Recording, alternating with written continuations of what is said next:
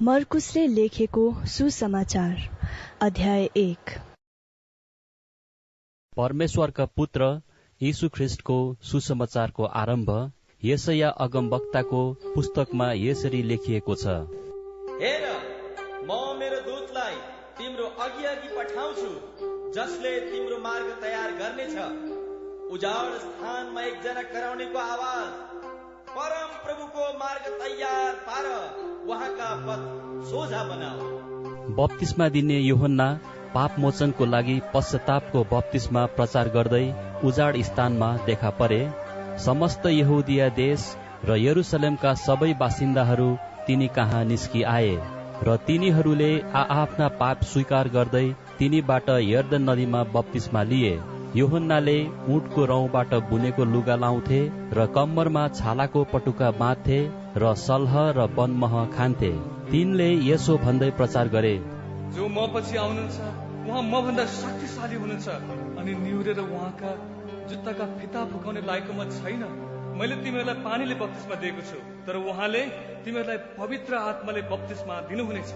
अब ती दिनमा येशू गालिलको नासरतबाट आउनुभयो र यूहन्नाबाट यर्दन नदीमा बप्तिस्मा लिनुभयो।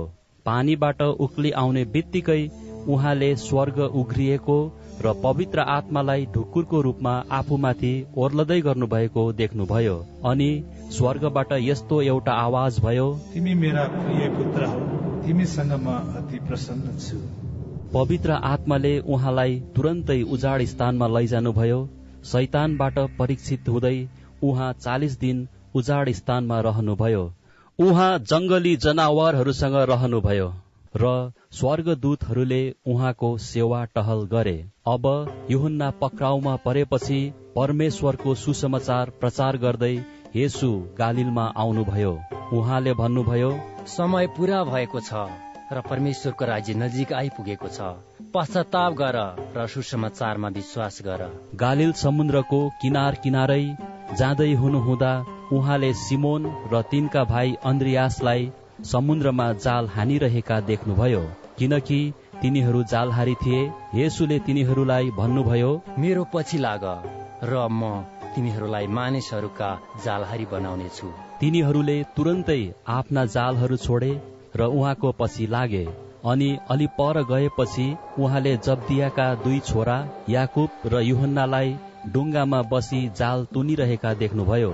उहाँले तुरुन्त तिनीहरूलाई बोलाउनुभयो र तिनीहरू आफ्ना पिता जब्दियालाई ज्यामीहरूका साथ डुङ्गामा छोडेर उहाँको पछि लागे।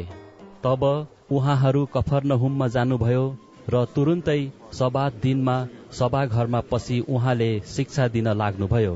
अनि तिनीहरू उहाँका शिक्षामा चकित भए, किनकि उहाँले तिनीहरूलाई शास्त्रीहरूले जस्तो होइन तर अधिकारसँग सिकाउनुभयो। त्यही बेला त्यस सभाघरमा अशुद्ध आत्मा भएको एउटा मान्छे थियो। त्यसले यसो भन्दै चिच्यायो, ए नासरतका येशू, हामीलाई तपाईसँग के सरोकार? के तपाईँ हामीलाई सर्वनाश पार्नलाई आउनु भएको हो? म तपाईलाई चिन्छु, तपाईँ परमेश्वरका पवित्र जन हुनुहुन्छ। तर येशूले त्यसलाई यसो भन्दै हकार्नुभयो, चुप लाग र त्यसबाट निस्किजा।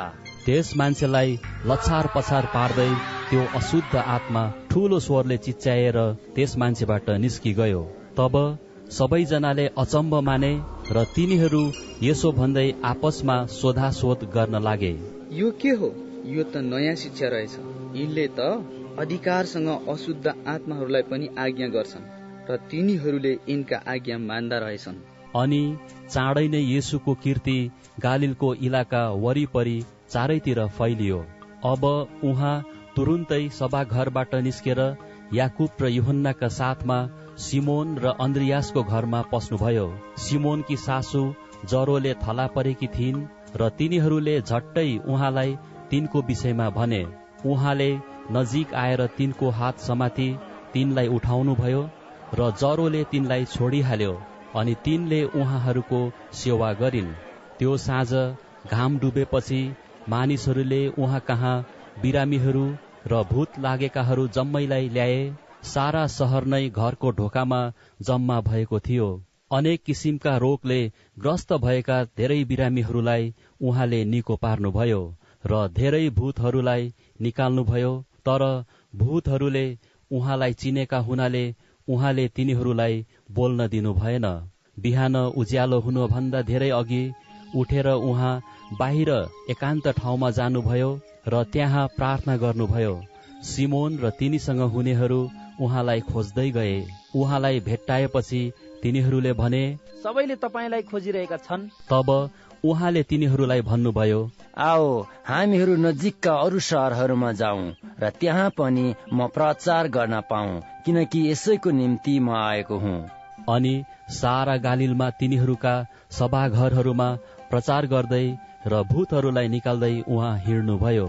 अनि एउटा कुष्ठरोगी उहाँ कहाँ आएर घुँडा टेक्दै यसो भनेर बिन्ती गर्यो, तपाईले इच्छा गर्नुभयो भने मलाई निको पार्न सक्नुहुन्छ। तब दयाले भरिएर उहाँले आफ्नो हात पसारी त्यसलाई छुनुभयो र त्यसलाई भन्नुभयो, म इच्छा गर्दछु, तिमी निको भइजाऊ। त्यति नै बेला त्यसको कुष्ठरोग त्यसबाट हट्यो र त्यो निको भइहाल्यो। अनि उहाँले त्यसलाई कडा आज्ञा दिएर यसो भनी तुरुन्तै पठाउनुभयो, हेर तिमीले यो कसैलाई नभन्नु, तर गएर तिमी आफैलाई पुजारी कहाँ देखाऊ र तिमी निको भएकोमा मानिसहरूका प्रमाणको लागि मूसाको आज्ञा बमोजिम बलि चढाऊ। तर त्यो निस्केर गयो अनि यस विषयमा खुल्लम खुल्ला प्रचार गर्न लाग्यो र येशू फेरि शहरमा खुलस्त प्रवेश गर्न सक्नु भएन र एकान्त ठाउँहरूमा रहनुभयो। तर मानिसहरू चारैतिरबाट उहाँ कहाँ आए।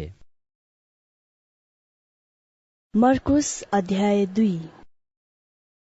केही दिनपछि उहाँ कफरनहुम फर्कनुभयो अनि मानिसहरूले उहाँ घरमा हुनुहुन्छ भन्ने सुने। अनि यति धेरै मानिसहरू जम्मा भए कि तिनीहरू त्यहाँ अटाएनन्, यहाँसम्म कि ढोकाको बाहिर पनि ठाउँ भएन। र उहाँले तिनीहरूलाई परमेश्वरको वचन प्रचार गर्दै हुनुहुन्थ्यो। अनि 4 जनाले बोकेको एकजना पक्षघातीलाई लिएर मानिसहरू उहाँ कहाँ आए। भीडको कारणले येशूको नजिक त्यस मानिसलाई पुर्याउन नसक्दा तिनीहरूले उहाँ हुनुभएको ठाउँको माथिको छाना खोले र उघारिएको ठाउँबाट पक्षघातीलाई त्यो सुतेको खाट समेत तल ओह्रालिदिए। येशूले तिनीहरूको विश्वास देखेर त्यस पक्षघातीलाई भन्नुभयो, ए छोरा, तिम्रा पापहरू क्षमा भए। तर त्यहाँ केही शास्त्रीहरू बसिरहेका थिए र आफ्ना मनमा यसो भनेर विचार गरिरहेका थिए, यस मानिसले किन यसरी बोल्दछ? यो त ईश्वर निन्दा हो। केवल एक अर्थात परमेश्वरले बाहेक अरू कसले पाप क्षमा गर्न सक्छ?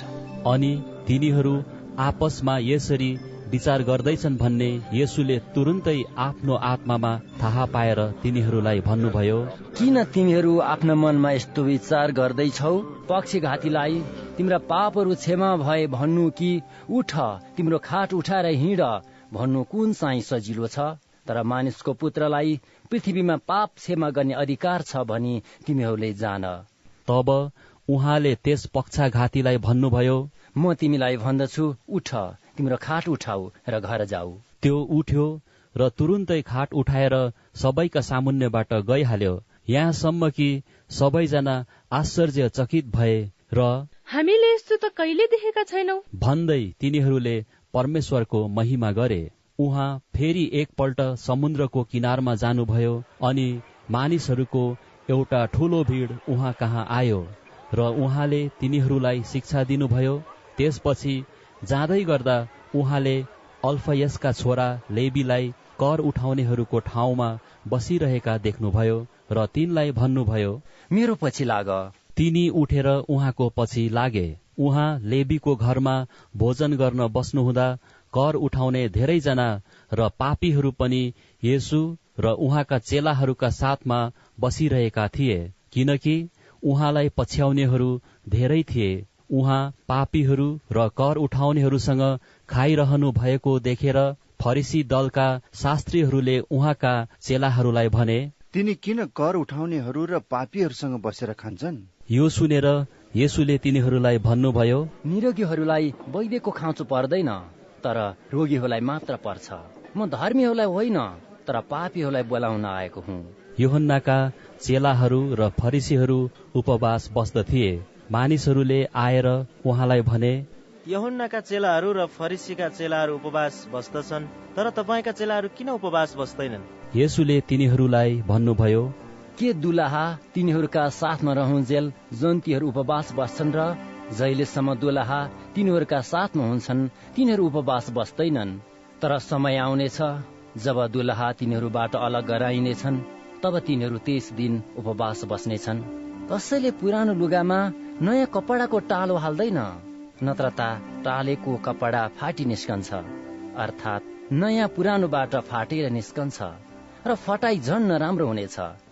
अनि कसैले नयाँ दाख मद पुरानो छालाको मशकमा हाल्दैन, नत्र त त्यस दाख मदले छालाका मशकहरू फुटाइदिन्छ र दाख मद र मशक पनि नष्ट हुन्छन्। तर नयाँ दाख मद चाहिँ नयाँ भाँडामा हालिन्छ। एक सब्बात दिन उहाँ अन्नका खेतहरूबाट भएर जाँदै हुनुहुन्थ्यो। त्यताबाट जाँदा उहाँका चेलाहरूले हिँड्दा हिँड्दै अन्नका बाला टिप्न लागे। यो देखेर फरिसीहरूले उहाँलाई भने, हेर्नुहोस्, सब्बात दिनमा जे गर्नु अनुचित छ तिनीहरू किन त्यही गर्दछन्? उहाँले तिनीहरूलाई भन्नुभयो, जब दाउद र तिनीसँग हुनेहरू खाँचोमा परेका र भोकाएका थिए, तब दाउदले के गरे? के तिमीहरूले कहिले पढेका छैनौ? प्रधान पुजारी अबियाथारको पालोमा परमेश्वरको भवनमा तिनी पसे र परमेश्वरलाई चढाइएको रोटी खाए, जो पुजारीले बाहेक अरूले खान अनुचित छ, र त्यो रोटी तिनको साथमा हुनेहरूलाई पनि दिए। तिनीहरूलाई उहाँले भन्नुभयो, सब्बात दिन मानिसको लागि बनेको हो, मानिस सब्बात दिनको निम्ति होइन। यसै कारण मानिसको पुत्र सब्बात दिनको पनि प्रभु हो। मर्कुस अध्याय 3।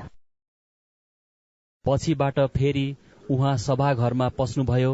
त्यहाँ सुकेको हात भएको एउटा मानिस थियो। कतै उहाँले त्यसलाई सब्बात दिनमा निको पार्नुहुन्छ कि भनी उहाँलाई दोष लाउन मानिसहरू उहाँको छेउमा थिए। तब उहाँले सुकेको हात भएको मानिसलाई भन्नुभयो, यता आऊ। उहाँले तिनीहरूलाई भन्नुभयो, सब्बात दिनमा भलो गर्नु कि खराबी गर्नु, प्राण बचाउनु कि नाश गर्नु, कुन चाहिँ उचित छ? तर तिनीहरू चुप लागिरहे। तिनीहरूका हृदयको कठोरतामा दुखित भई क्रोधित भएर उहाँले तिनीहरू सबैलाई हेर्नुभयो अनि त्यस मानिसलाई भन्नुभयो, तिम्रो हात पसार। त्यसले हात पसार्यो र त्यसको हात निको भयो। तब निस्केर गई उहाँलाई कसरी नाश पारौं भनी फरिसीहरूले तुरन्तै हेरोदीहरूसँग उहाँको विरुद्धमा मतो गरे। त्यसपछि येशू आफ्ना चेलाहरूसँग समुद्रतिर जानुभयो र गालिलबाट मानिसहरूको ठूलो भीड़ उहाँको पछि लाग्यो। यहुदिया, यरुसलेम, इदुमिया, यर्दन पारी र टुरोस र सिडोनका वरिपरिबाट मानिसहरूको ठूलो भीड़ उहाँका अचम्मका कामको कीर्ति सुनेर उहाँ कहाँ आयो। भीड़ले उहाँलाई नमिचोस् भनी उहाँले आफ्ना चेलाहरूलाई आफ्नो निम्ति एउटा डुङ्गा तयार पार्न लगाउनु भयो।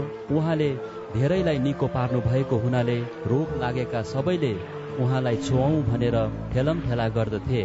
जब अशुद्ध आत्माहरूले उहाँलाई देख्दथे तब उहाँको अघि घोप्टो परेर यसो भन्दै कराउँथे, तपाईं परमेश्वरका पुत्र हुनुहुन्छ। तर उहाँलाई प्रकट नगर्नु भनी तिनीहरूलाई उहाँले कडा हुकुम दिनुभयो।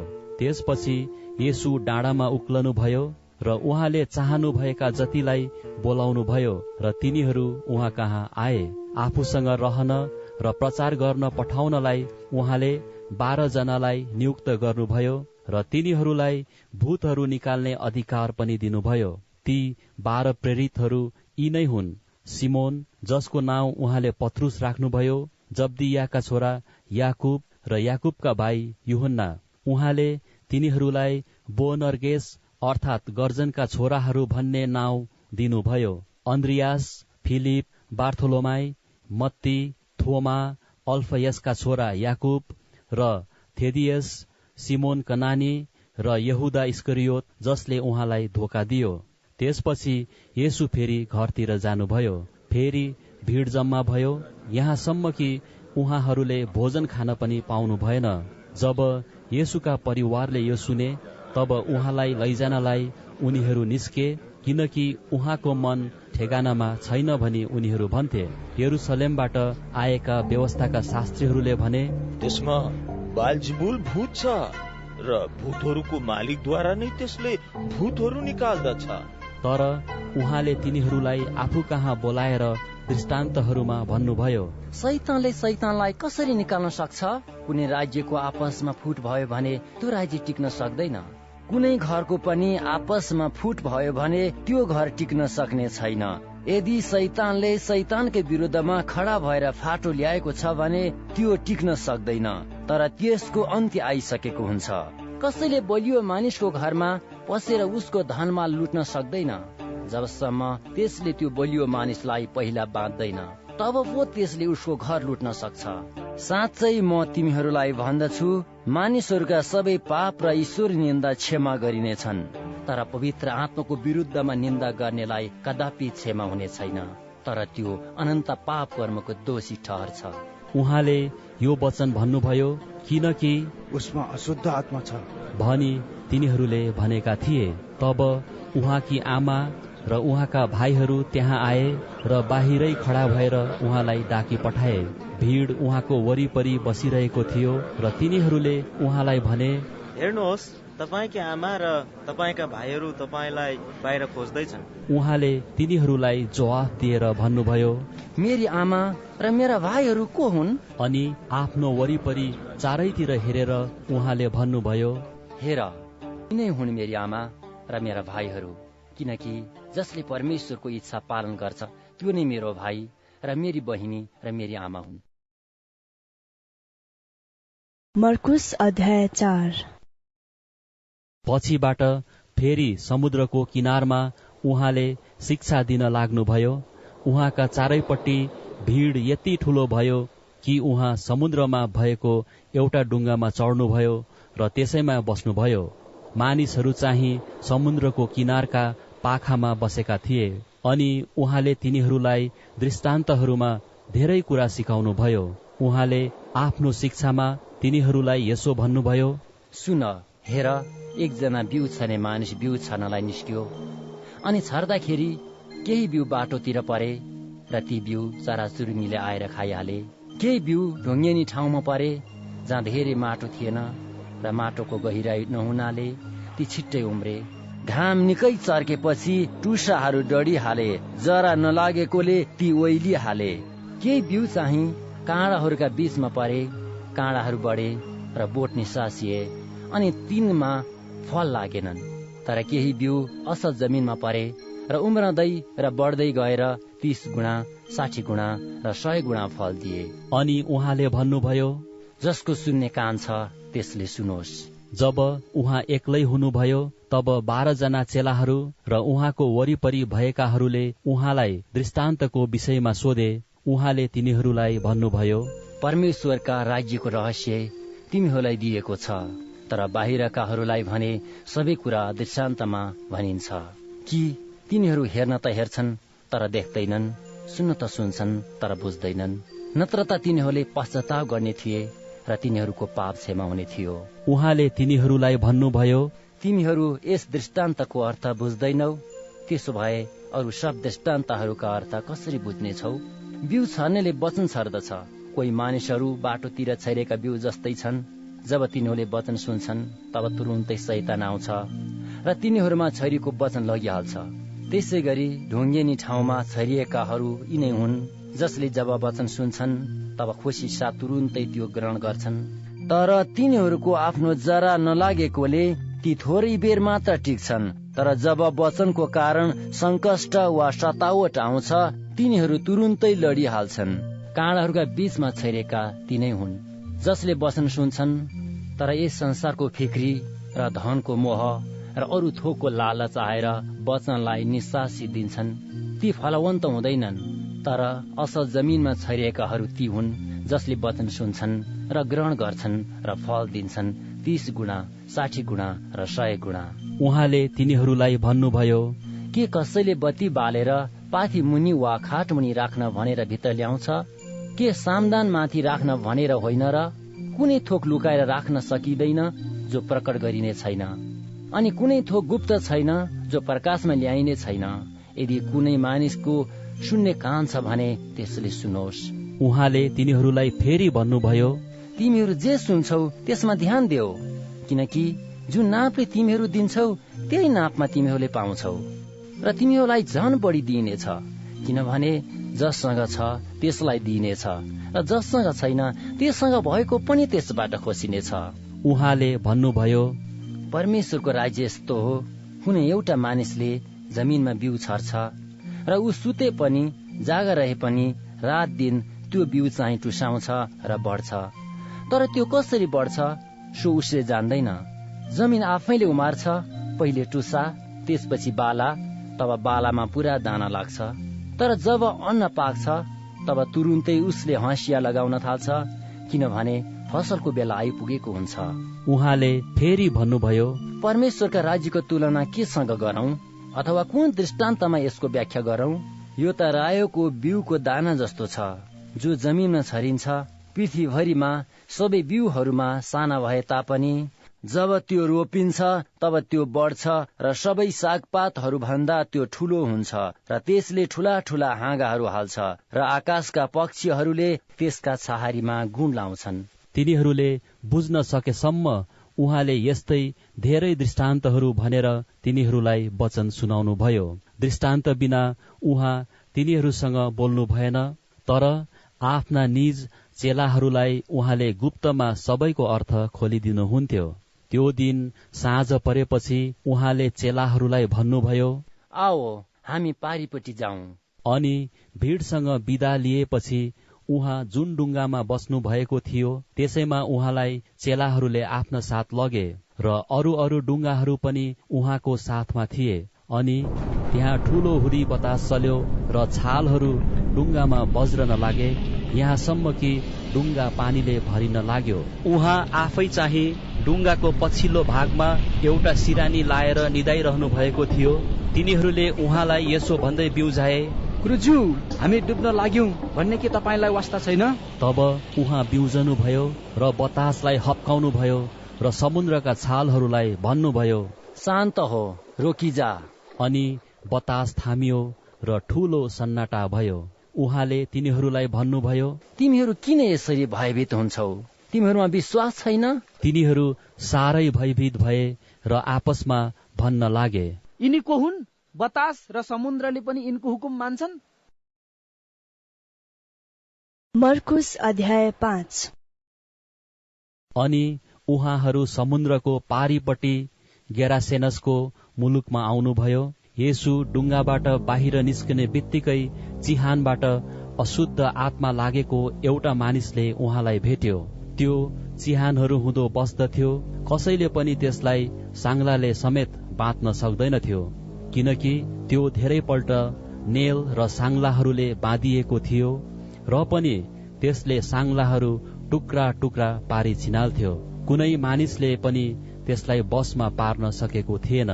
त्यो रात र दिन सधैँ चिहानहरू र डाँडाहरूमा कराउँदै आफूले आफैलाई ढुङ्गाले चिथोर्दै हिँड्थ्यो। अनि जब त्यसले येशूलाई टाढैबाट देख्यो तब दौडेर आयो र उहाँलाई दण्डवत गर्यो। अनि ठूलो स्वरले चिच्याएर त्यसले भन्यो, परमेश्वरका पुत्र येशू, तपाईको मसँग के सरकार? म परमेश्वरमा शपथ हालेर तपाईलाई बिन्ती गर्दछु कि मलाई दुःख नदिनुहोस्। किनकि उहाँले त्यसलाई भन्नुभएको थियो, ए अशुद्ध आत्मा, त्यस मानिसबाट निस्किया आइज। अनि उहाँले त्यसलाई सोध्नुभयो, तेरो नाउँ के हो? त्यसले उहाँलाई भन्यो, मेरो नाउँ त फौज हो, किनकि हामी धेरै छौं। ती भूतात्माहरूलाई त्यस इलाका बाहिर ननिकालिदिनुहोस् भनी त्यसले उहाँलाई आग्रहपूर्वक बिन्ती गर्यो। त्यहाँ डाँडाको भिरतिर सुँगुरको एक ठूलो बगाल चरिरहेको थियो। ती भूतात्माहरूलाई यसो भनी उहाँलाई बिन्ती गरे, हामीलाई सुँगुरहरू कहाँ जान दिनुहोस् र हामी ती भित्र बस्छौं। तब उहाँले तिनीहरूलाई अनुमति दिनुभयो र अशुद्ध आत्माहरू बाहिर निस्केर सुँगुरहरू भित्र पसे। अनि 2000 सुँगुरको बगाल भिरबाट समुद्रतिर हुर्रिँदै गए र ती समुद्रमा डुबेर मरे। ती सुँगुर चराउनेहरू भागे र शहर र गाउँ गाउँमा खबर दिए र के भएको हो सो हेर्न मानिसहरू त्यहाँ आए। तब तिनीहरू येशू कहाँ आए र देखे कि त्यो भूत लागेको मानिस ठिक मनको भएर लुगा लगाई बसिरहेको थियो। यो देखेर तिनीहरू डराए। अनि जसले यो देखेका थिए तिनीहरूले भूत लागेको मानिस र सुँगुरहरूलाई के भएको थियो सो बताइदिए। अनि तिनीहरूको इलाकाबाट गइहालुन् भनी मानिसहरूले येशूलाई बिन्ती गर्न लागे। उहाँ डुङ्गामा पस्न लाग्नुहुँदा त्यो भूत लागेको मानिसले उहाँसँग रहनलाई बिन्ती गर्यो, तर उहाँले त्यसलाई अनुमति दिनु भएन। तर त्यसलाई भन्नुभयो, तिमी आफ्नो घरमा गएर तिम्रा मित्रहरूलाई प्रभुले तिम्रो निम्ति गर्नुभएको महान काम र तिमीलाई देखाउनु भएको ठूलो दयाको वर्णन गरिदेऊ। अनि त्यो मानिस हिँडिहाल्यो र येशूले त्यसको निम्ति कति ठूलो काम गरिदिनु भएको थियो सो डेकापोलिसभरि प्रचार गर्न लाग्यो र सबै मानिसहरूले अचम्भ माने। जब येशू फेरि डुङ्गामा समुद्रको पारीपट्टि जानुभयो तब एउटा ठूलो भीड़ उहाँको वरिपरि भेला भयो। उहाँ चाहिँ समुद्रको किनारमा हुनुहुन्थ्यो। सभाघरका शासकहरू मध्ये याइरस नाउँका एकजना उहाँ कहाँ आए र उहाँलाई देखेर उहाँका पाउमा घोप्टो परे र यसो भनेर बिन्ती गरे, मेरी सानी छोरी मर्न लागेकी छे, आएर त्यसमाथि तपाईको हात राखिदिनुहोस् र त्यो निको होस् र बाँचोस्। तब येशू तिनीसँग जानुभयो। एउटा ठूलो भीड़ उहाँको पछि लाग्यो र मानिसहरू उहाँको वरिपरि ठेलमठेला गर्न लागे। अनि 12 वर्ष अघिदेखि रगत बग्ने रोग भएकी एउटी स्त्री त्यहाँ थिई। त्यसले धेरै वैद्यहरूका हातबाट अनेक कष्ट पाएर आफूसँग भएका सारा धन दौलत खर्च गरेर पनि निको नभई बरु झन खराब हालतमा पुगेकी थिई। येशूको विषयमा त्यसले सुनेकी थिई र भीड़को पछिल्तिरबाट आएर उहाँको वस्त्र त्यसले छोई, किनकि त्यसले मनमनै भनी, मैले उहाँको वस्त्र मात्र छोए भने पनि म निको हुनेछु। अनि तुरुन्त त्यसको रगत बग्ने बन्द भइहाल्यो र आफ्नो शरीरको रोग निको भएको त्यसले थाहा पाई। आफूबाट शक्ति बाहिर निस्केको झट्टै येशूले थाहा पाएर भीड़मा पछिल्तिर फर्केर सोध्नुभयो, कसले मेरो वस्त्र छोयो? चेलाहरूले उहाँलाई भने, भीड़ले ठेलमठेला गरेको त तपाईले देख्नु भएकै छ र पनि तपाई भन्नुहुन्छ कसले मलाई छोयो? उहाँलाई छुने को हो भनी उहाँले चारैतिर हेर्न लाग्नुभयो। तब आफूलाई जे भएको थियो सो थाहा पाएर त्यो स्त्री डरले काम्दै आएर येशूको अघि घोप्टो परी र उहाँलाई सबै सत्य कुरा भनिदिए। तब उहाँले त्यसलाई भन्नुभयो, ए छोरी, तिम्रो विश्वासले तिमीलाई निको पारेको छ, शान्ति साथ जाऊ, तिम्रो रोग निको होस्। उहाँ बोल्दै हुनुहुँदा शासकको घरबाट मानिसहरू आएर भने, तपाईकी छोरी त मरी, गुरुज्यूलाई अब अरू कष्ट किन दिनुहुन्छ? तर तिनीहरूले गरेका कुराहरूलाई ध्यान नदी येशूले सभाघरका शासकलाई भन्नुभयो, नडराऊ, विश्वास मात्र गर। अनि उहाँले पत्रुस, याकुब र याकुबका भाइ यूहन्नालाई बाहेक अरू कसैलाई पनि आफ्नो साथ आउन अनुमति दिनु भएन।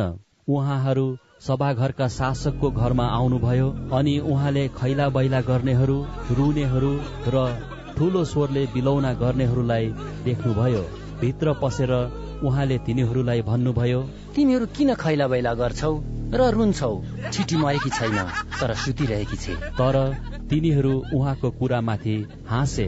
तब उहाँले तिनीहरू सबैलाई बाहिर निकाल्नुभयो र ठिटीका बाबु र आमा र उहाँसँग हुनेहरूलाई साथमा लिएर ठिटी भएको ठाउँभित्र जानुभयो। अनि ठिटीको हात समातेर उहाँले त्यसलाई भन्नुभयो, तालिता कुमी, जसको अर्थ हो, ए बालिका, म तिमीलाई भन्दछु, उठ। अनि ठिटी तुरुन्तै उठी र हिँडडुल गर्न लागि। त्यो 12 वर्षकी थिई। अनि त्यति नै बेला तिनीहरू आश्चर्यचकित भए। उहाँले तिनीहरूलाई यो कसैले थाहा नपाओस् भन्ने कडा आज्ञा दिनुभयो। अनि बालिकालाई चाहिँ केही खान दिनु भनी तिनीहरूलाई भन्नुभयो। मर्कुस अध्याय 6। त्यहाँबाट निस्केर उहाँ आफ्नै नगरमा फर्कनुभयो। उहाँका चेलाहरू उहाँको पछि लागे। सब्बात दिनमा उहाँले सभाघरमा शिक्षा दिन लाग्नुभयो। धेरैजना सुन्नेहरूले छक्क परेर भने, यस मानिसले यी सब कहाँबाट पायो? यिनलाई दिएको यो ज्ञान कस्तो हो? यिनका हातबाट भएका कार्यहरू कति शक्तिशाली! के यिनी त्यही सिकर्मी होइनन् र? के यिनी त मरियमका छोरा तथा याकोब, योसेफ, यहुदा र सिमोनको दाजु होइनन् र? के यिनका बहिनीहरू पनि हामीसँगै छैनन् र? अनि तिनीहरू उहाँसँग चिडिए।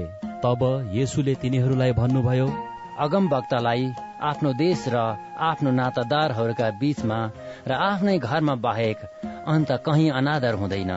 र उहाँले त्यहाँ कुनै कुनै रोगीहरूमाथि आफ्ना हात राखेर तिनीहरूलाई निको पार्ने काम बाहेक अरू कुनै शक्तिशाली काम गर्नु सक्नु भएन। तिनीहरूको अविश्वास देखेर उहाँ छक्क पर्नुभयो अनि उहाँ गाउँ गाउँमा शिक्षा दिँदै जानुभयो। उहाँले 12 जनालाई आफू कहाँ बोलाउनु भयो र तिनीहरूलाई 2-2 गरी पठाउनु भयो। तिनीहरूलाई अशुद्ध आत्माहरूमाथि अधिकार पनि दिनुभयो। तिनीहरूलाई उहाँले यस्तो आज्ञा दिनुभयो, यात्राको निम्ति साथमा केही नबोक्नु, न त रोटी, न झोला, न खल्तीमा पैसा, तर एउटा लट्ठी मात्र बोक्नु, जुत्ता लाउनु, तर अरू बढी दौरा नबोक्नु। उहाँले तिनीहरूलाई भन्नुभयो, जब कुनै घरमा पसौला, जबसम्म त्यस गाउँबाट निस्कँदैनौ तबसम्म त्यही नै बस। यदि कुनै ठाउँमा तिमीहरूको स्वागत भएन भने र मानिसहरूले तिमीहरूको वचन सुन्न इन्कार गरे भने त्यस ठाउँबाट तिमीहरू निस्कँदा तिनीहरूका विरुद्धमा गवाहीको लागि आफ्नो पैतालाको धुलो टकटक्याइदिनु। तब तिनीहरू निस्केर गई मानिसहरूले पश्चाताप गरून् भनी प्रचार गरे। तिनीहरूले धेरै भूतहरूलाई निकाले र धेरै रोगीहरूलाई तेलले अभिषेक गरेर निको पारे। हेरोद राजाले येशूको कीर्ति सुने, किनकि उहाँको नाउँ प्रचलित भएको थियो। कतिले भन्थे, बप्तिस्मा दिने यूहन्ना मरेकाबाट जीवित भएछन्, यसैले त तिनीहरूद्वारा यस्ता शक्तिका काम भइरहेछन्। तर अरूहरूले भने, यिनी एलिया हुन्। र अझै अरूहरूले भने, यिनी त प्राचीन समयका अगमवक्ताहरू जस्तै एक अगमवक्ता हुन्। तर जब हेरोदले यो सुने तब उनले भने, यूहन्ना जसको शिर मैले काट्न लगाए त्यही बौरी उठेछ। किनभने हेरोदले आफ्नो भाइ फिलिपकी पत्नी हेरोदियासको खातिर यूहन्नालाई पक्रन लाएर तिनलाई बाँधी झ्यालखानमा हालेका थिए, किनभने उनले हेरोदियासलाई विवाह गरेका थिए। किनकि यूहन्नाले हेरोदलाई यसो भनेका थिए, आफ्नो भाइकी स्वास्नी राख्न तपाईलाई न्यायसँग छैन। यसैले हेरोदियासले तिनीमाथि इख राखेकी थिइन् र तिनलाई मार्न चाहन्थिन्, तर सकेकी थिइनन्। किनकि यूहन्नालाई एक धर्मात्मा र पवित्र मानिस भनी ठानेर हेरोद तिनीसँग डराउँथे र तिनलाई सुरक्षित राखेका थिए। यूहन्नाको शिक्षा सुन्दा उनी साह्रै विचलित हुन्थे, तापनि खुसीसित सुन्थे। तर अनुकूल मौका त्यस बेला आयो जब हेरोदले आफ्नो जन्मोत्सवमा आफ्ना उच्च पदाधिकारीहरू, अफिसरहरू र गालिलका मुख्य मानिसहरूलाई ठूलो भोज दिए। किनकि जब हेरोदियासकी आफ्नै छोरी भित्र आएर नाची, तब त्यसले हेरोद र उनका अतिथिहरूलाई खुसी तुल्याई। अनि राजाले त्यस केटीलाई भने, तिमीलाई जे इच्छा लाग्छ सो माग, म तिमीलाई दिनेछु। तिनले शपथ हालेर त्यसलाई भने, तिमी मसँग जे माग्छौ म मेरो आधा राज्य पनि तिमीलाई दिनेछु। अनि त्यसले बाहिर निस्केर आफ्नी आमालाई सोधी, म के मागु? तिनले भनिन्, बप्तिस्मा दिने यूहन्नाको शिर। त्यो झट्टै आतुरी साथ भित्र राजा कहाँ गई र यसो भनेर मागी, हजुरले अहिले मलाई बप्तिस्मा दिने यूहन्नाको शिर थालमा दिनुहोस् भनी म इच्छा गर्दछु। राजा अत्यन्तै दुखित भए, तर उनले आफ्नो शपथ र भोजमा बस्ने अतिथिहरूका खातिर त्यस केटीलाई दिएको वचन तोड्न चाहेनन्। राजाले तुरुन्तै गारदको एकजना सिपाहीलाई पठाएर यूहन्नाको शिर ल्याउने हुकुम दिए। अनि त्यसले झ्यालखानमा गएर यूहन्नाको शिर काट्यो र तिनको शिर थालमा ल्याएर केटीलाई दियो र केटीले त्यो त्यसकी आमालाई दिए। यूहन्नाका चेलाहरूले जब यो कुरा सुने तब तिनीहरू आएर तिनको लास उठाएर चिहानमा लगेर राखे। अनि प्रेरितहरू येशू कहाँ भेला भए र तिनीहरूले जे गरेका थिए र सिकाएका थिए ती सबै उहाँलाई बयान गरे। उहाँले तिनीहरूलाई भन्नुभयो, तिमीहरू आफै पनि मसँग एकान्त ठाउँमा आओ र केही थकाइ मार। किनकि त्यहाँ आउने जानेहरू धेरै थिए र उहाँहरूलाई खानसम्म पनि फुर्सद थिएन। अनि उहाँहरू डुङ्गामा सुटुक्क एउटा एकान्त ठाउँमा जानुभयो।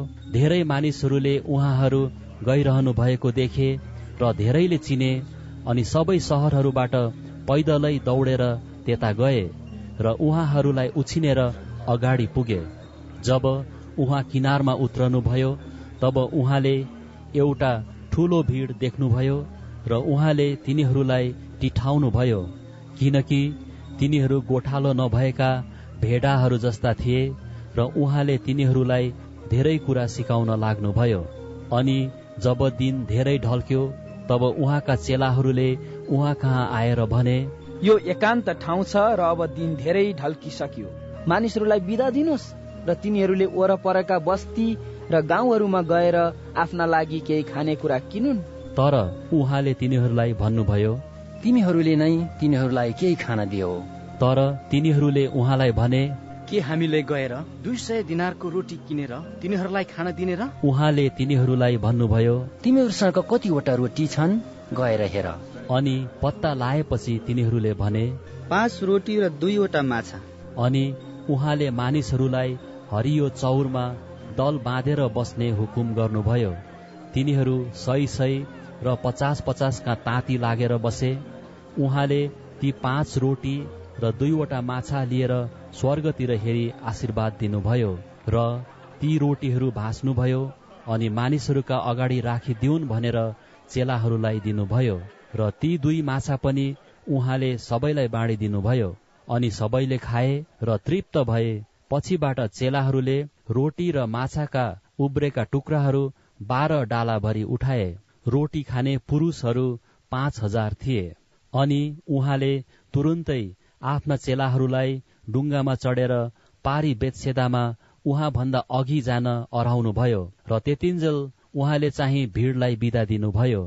तिनीहरूसँग बिदा भएपछि उहाँ चाहिँ डाँडामा प्रार्थना गर्न जानुभयो। साँझ पर्दा डुङ्गा समुद्रको बीचमा थियो र उहाँ चाहिँ एक्लै पाखामा हुनुहुन्थ्यो। चेलाहरूलाई डुङ्गा ख्याउन कष्ट भइरहेको उहाँले देख्नुभयो, किनभने बतास तिनीहरूका विपरीत थियो।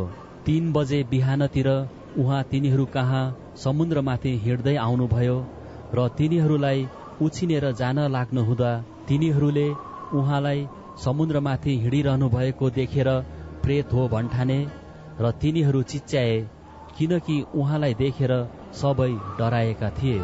तर झट्टै उहाँले तिनीहरूलाई भन्नुभयो, ढाढस गर, म हुँ, न डराओ। अनि उहाँ तिनीहरू कहाँ डुङ्गाभित्र चढ्नुभयो र बतास थामिहाल्यो।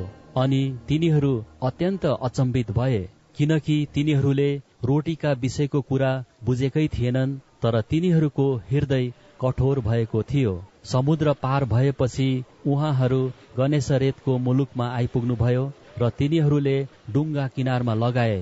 जब उहाँहरू डुङ्गाबाट निस्कनुभयो तब उत्तिखेरै मानिसहरूले येशूलाई चिनिहाले र छेउछाउका समस्त गाउँ हुँदो तिनीहरू दगुरी गए र जहाँ येशू हुनुहुन्छ भनी सुने त्यहाँ बिरामीहरूलाई बिछौनामा राखेर ल्याउन लागे।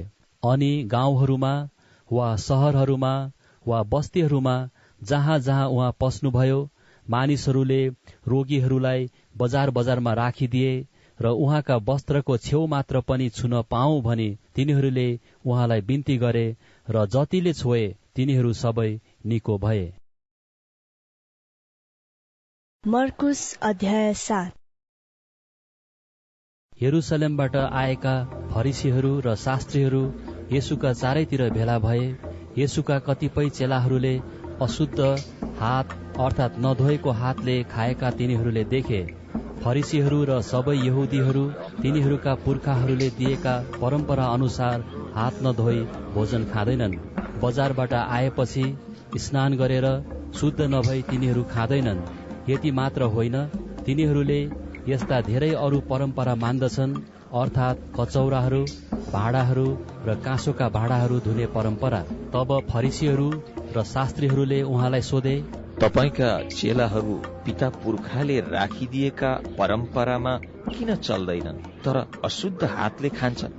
तब उहाँले तिनीहरूलाई भन्नुभयो, यसैयाले तिमी कपटीहरूका विषयमा ठिकसँग यसरी अगमवाणी गरे जस्तो लेखिएको छ, यस जातिले मलाई ओठले मात्र आदर गर्छ तर तिनीहरूको हृदय मदेखि टाढा छ। तिनीहरू व्यर्थमा मेरो उपासना गर्छन् तर तिनीहरूका शिक्षा मानिसहरूले सिकाएका विधि मात्र हुन्। तिमीहरू परमेश्वरको आज्ञालाई त्यागेर मानिसहरूका परम्परा मान्छौ। उहाँले तिनीहरूलाई भन्नुभयो, तिमीहरू आफ्ना परम्परा मान्नलाई कति धूर्ततासँग परमेश्वरको आज्ञालाई टारिदिन्छौ। किनभने मोसाले भनेका छन्, आफ्ना बाबु आमालाई आदर गर, र जसले बाबु आमाको विरुद्धमा दुष्ट कुरा बोल्छ त्यो मारिनै पर्छ। यदि कुनै मानिसले आफ्ना बाबु वा आमालाई मबाट जे जति मद्दत तपाईहरूलाई मिल्नु पर्ने त्यो कुर्बान हो, अर्थात् परमेश्वरलाई चढाइएको भन्छ भने तिमीहरू त्यसलाई आफ्ना बाबु आमाको निम्ति फेरि केही गर्न दिँदैनौ। यसरी तिमीहरू आफ्नो चलिआएको परम्परालाई कायम राखेर परमेश्वरको वचनलाई चाहिँ रद्द तुल्याउँछौ, अनि यस्तै अनेक कामहरू तिमीहरू गर्दछौ। उहाँले मानिसहरूलाई फेरि आफू कहाँ बोलाएर तिनीहरूलाई भन्नुभयो, तिमीहरू सबैले मेरा कुरा सुन र बुझ। यस्तो केही कुरा छैन जो बाहिरबाट मानिसभित्र पसेर त्यसलाई अशुद्ध पार्न सक्छ, तर मानिसबाट बाहिर निस्कने कुराहरूले नै मानिसलाई अशुद्ध पार्छ। जसको सुन्ने कान छ त्यसले सुनोस्। मानिसहरूलाई छोडेर घरभित्र पसेपछि उहाँका चेलाहरूले उहाँलाई यस दृष्टान्तको विषयमा सोधे। उहाँले तिनीहरूलाई भन्नुभयो, के तिमीहरू पनि अझै अबुझ छौ? जे बाहिरबाट मानिसभित्र पस्छ त्यसले उसलाई अशुद्ध पार्न सक्दैन भनेर तिमीहरू जान्दैनौ? किनकि त्यो उसको हृदयमा होइन तर पेटभित्र पस्दछ र बाहिर निस्किहाल्छ। यसरी उहाँले सबै भोजन शुद्ध हो भनी बताइदिनुभयो। उहाँले भन्नुभयो, मानिसबाट जे बाहिर निस्कन्छ त्यसैले मानिसलाई अशुद्ध पार्छ, किनकि भित्रबाट अर्थात् मानिसको हृदयबाट खराब विचार, बेविचार, चोरी, हत्या, परस्त्री गमन, लोभ, दुष्टता, छल, छाडापन, ईर्ष्या, निन्दा, घमण्ड, मूर्खता निस्कन्छन्। यी सबै दुष्ट कुराहरू भित्रबाट निस्कन्छन् र मानिसलाई अशुद्ध पार्छन्। त्यहाँबाट उठेर उहाँ टुरोस र सिदोनका सीमातिर गएर एउटा घरभित्र पस्नुभयो। यो कुरा कसैले थाहा नपाओस् भन्ने उहाँ चाहनुहुन्थ्यो, तर उहाँ गुप्त रहन सक्नु भएन। त्यसै बेला एउटी स्त्रीले उहाँको विषयमा सुनि र आएर उहाँको पाउमा परी। त्यस स्त्रीको छोरीलाई अशुद्ध आत्मा लागेको थियो। त्यो सिरियाको फोनिकेमा जन्मेकी एउटी ग्रीक स्त्री थिई। त्यस स्त्रीले आफ्नी छोरीबाट भूत निकालिदिउन् भनी उहाँलाई बिन्ती गरी। उहाँले त्यसलाई भन्नुभयो, पहिले छोराछोरीहरूलाई खान देऊ, किनकि छोराछोरीहरूका रोटी लिएर कुकुरहरूलाई फालिदिनु उचित होइन।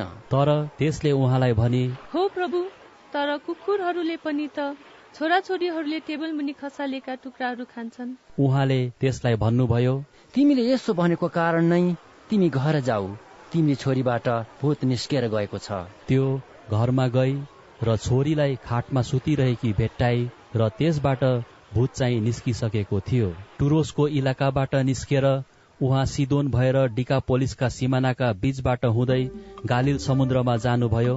त्यहाँ मानिसहरूले एउटा बहिरो र गुङ्गो मानिसलाई उहाँ कहाँ ल्याए र त्यसमाथि हात राखिदिनुहोस् भनी उहाँलाई बिन्ती गरे। त्यसलाई भिडबाट अलग्गै एकान्तमा लगेर येशूले आफ्ना औँला त्यसका कानमा लगाउनुभयो। त्यसपछि थुकेर त्यसको जिब्रो छुनुभयो अनि स्वर्गतिर हेरेर लामो सास लिई त्यसलाई भन्नुभयो, इफ्फाता, अर्थात् खोली जा। त्यति नै बेला त्यसका कान खोलिए र त्यसको जिब्रोको बन्धन फुक्यो र त्यो स्पष्ट बोल्न लाग्यो। यो कसैलाई नभन्नु भनी उहाँले तिनीहरूलाई आज्ञा दिनुभयो। तर जति जति उहाँले मानिसहरूलाई आज्ञा दिनुहुन्थ्यो झन बढी उत्साह साथ तिनीहरूले यसको घोषणा गर्दथे। मानिसहरू आश्चर्यले अत्यन्तै चकित भए र भन्न लागे, उहाँले सबै कुरा असल गर्नु भएको छ। उहाँले बहिरालाई सुन्ने र गुङ्गालाई बोल्नेसम्म पनि तुल्याउनुहुन्छ। मर्कुस अध्याय 8। ती दिनमा फेरि एउटा ठूलो भिड जम्मा भयो, तर तिनीहरूसित खानेकुरो केही थिएन। तब येशूले चेलाहरूलाई आफू कहाँ बोलाएर भन्नुभयो, यस भिडलाई म टिठ्याउँछु, किनभने यिनीहरू मसँग रहेका आज 3 दिन भयो र यिनीहरूसित खानलाई केही छैन। अनि यदि यिनीहरूलाई भोकै घर पठाए भने यिनीहरू बाटोमै मुर्छा पर्नेछन्। यिनीहरू मध्ये कोही कोही टाढाबाट आएका छन्, उहाँका चेलाहरूले उहाँलाई भने, यस निर्जन स्थानमा यिनीहरूलाई कसरी रोटी खुवाउने? उहाँले तिनीहरूलाई सोध्नुभयो, तिमीहरूसित कतिवटा रोटी छन्? तिनीहरूले भने, 7 वटा। उहाँले भिडलाई भुइँमा बस्ने हुकुम दिएर 7 वटा रोटी हातमा लिई धन्यवाद दिएपछि रोटी भाँच्नुभयो र मानिसहरूका अघि राख्न भनी चेलाहरूलाई दिनुभयो र तिनीहरूले मानिसहरूका अघि राखिदिए। तिनीहरूसित केही ससाना माछाहरू पनि थिए र उहाँले आशीर्वाद दिएर ती पनि तिनीहरूका अगाडि राख्न लाउनुभयो। अनि मानिसहरूले खाए र तृप्त भए। अनि उब्रेका टुक्राहरू तिनीहरूले 7 डाला भरी उठाए। त्यहाँ प्राय 4000 मानिसहरू थिए। उहाँले तिनीहरूलाई बिदा गरी पठाउनुभयो। अनि उहाँ चाहिँ आफ्ना चेलाहरूसँग तुरुन्तै डुङ्गामा चढेर दल्मनुथाको क्षेत्रमा जानुभयो। फरिसीहरू उहाँ कहाँ आएर उहाँसँग बहस गर्न लागे र उहाँलाई परीक्षा गर्नलाई स्वर्गबाट एउटा चिन्ह मागे।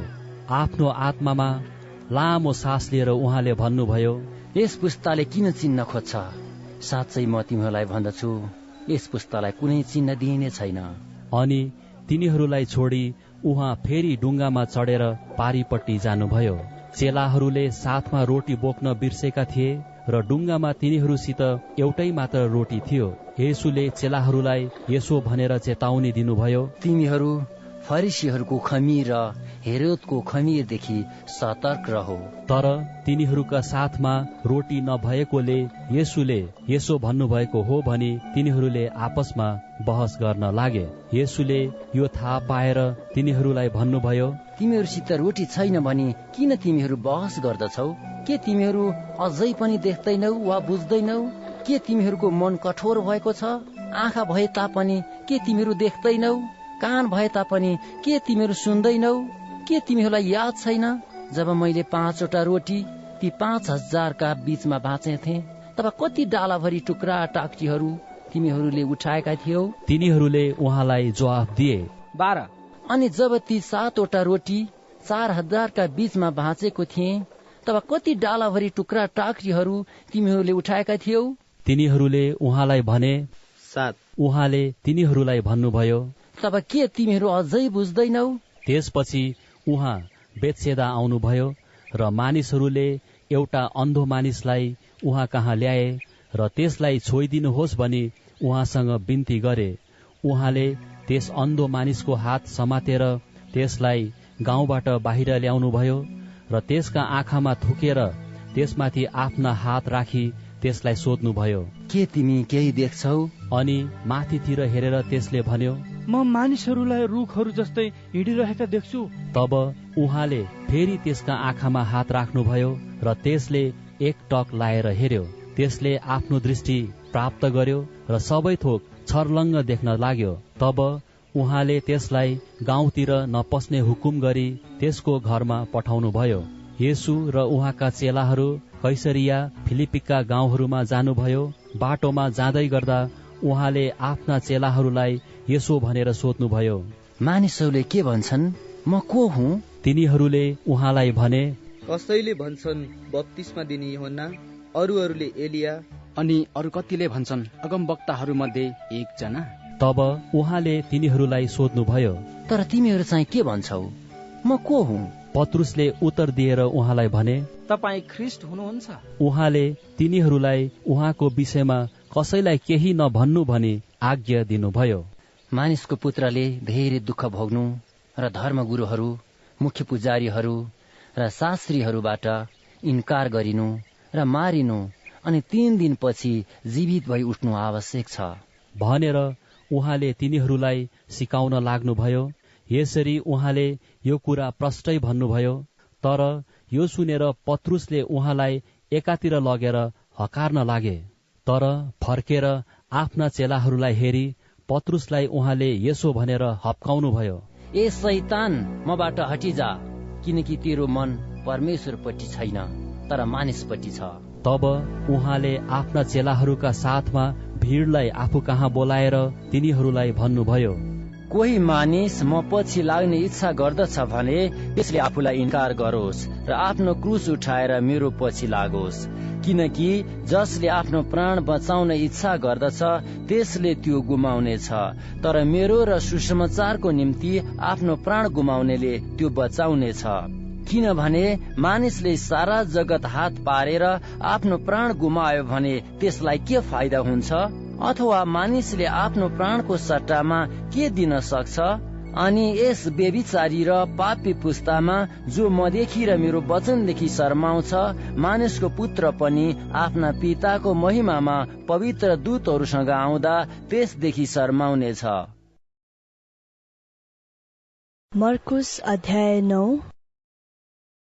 अनि उहाँले तिनीहरूलाई भन्नुभयो, साँच्चै म तिमीहरूलाई भन्दछु, यहाँ उभिएकाहरू मध्ये कोही कोही छन् जसले परमेश्वरको राज्य शक्तिमा आएको नदेखुन्जेल कुनै किसिमले मृत्यु चाख्ने छैनन्। त्यसको 6 दिनपछि येशूले पत्रुस, याकुब र यूहन्नालाई उहाँको साथ लिई एउटा उच्च पहाडमा लैजानुभयो। त्यहाँ उहाँहरू मात्र हुनुहुन्थ्यो अनि तिनीहरूका सामुन्ने उहाँको रूप बदलियो अनि उहाँका वस्त्र उज्जवल र अति सेता भए, यस्तो कि पृथ्वीमा कसैले पनि धोएर त्यतिको सेतो पार्न सक्दैन। त्यहाँ तिनीहरू कहाँ एलिया र मोसा देखा परे र उनीहरू येशूसँग बातचित गरिरहेका थिए। पत्रुसले येशूलाई भने, गुरुज्यू, हामी यहाँ भएको असल भयो। हामी यहाँ 3वटा वासस्थान बनाऊ, एउटा तपाईको निम्ति, एउटा मोसाको निम्ति र एउटा एलियाको निम्ति। तिनीहरू ज्यादै डराएको कारणले के भन्ने हो सो तिनले जानेनन्। अनि एउटा बादल आएर तिनीहरूलाई ढाक्यो र बादलबाट एउटा आवाज निस्क्यो, यिनी मेरा प्रिय पुत्र हुन्, तिमीहरूले उनको वचन सुन। अनि झट्टै वरिपरि हेर्दा तिनीहरूले आफ्ना साथमा येशूलाई बाहेक अरू कसैलाई देखेनन्। उहाँहरू पहाडबाट ओर्लदै गर्नुहुँदा येशूले तिनीहरूलाई मानिसको पुत्र मृतकबाट पुनरुत्थान नहुन्जेल तिनीहरूले जे देखेका थिए त्यो कसैलाई नभन्नु भनी आज्ञा दिनुभयो। तिनीहरूले त्यो कुरा आफ्नो मनमा राखे, तर मृतकबाट पुनरुत्थान हुनु भनेको के हो भनी आपसमा बातचित गर्न लागे।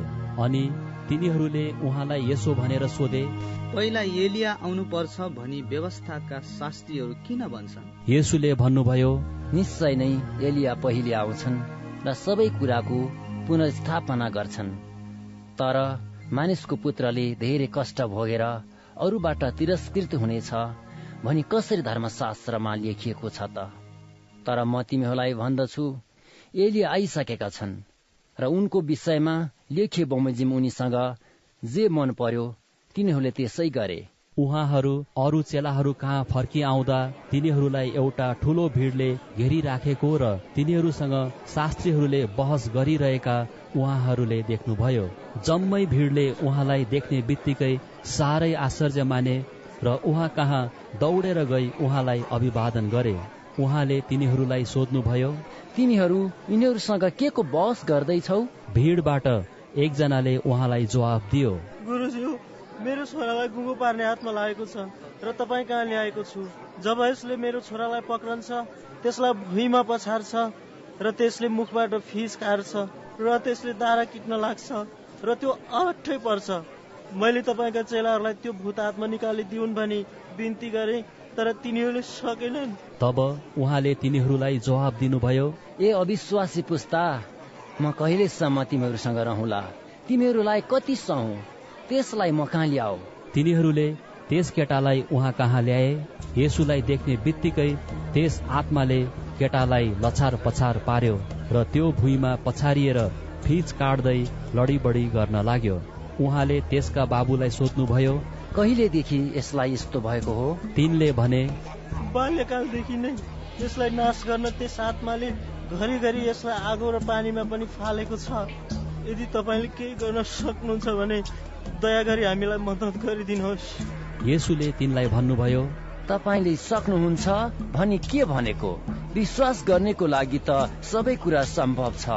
तब झट्टै केटाको बाबुले कराएर भने, म विश्वास गर्छु, मेरो अविश्वासमा मलाई सहायता गर्नुहोस्। तब भीड एकसाथ दगुरी आएको देखेर उहाँले त्यस अशुद्ध आत्मालाई यसो भनेर हप्काउनु भयो, ए गुङ्गो र बहिरो आत्मा, म तँलाई हुकुम गर्दछु, त्यसबाट निस्केर आइज र फेरि कहिल्यै त्यसभित्र नपस।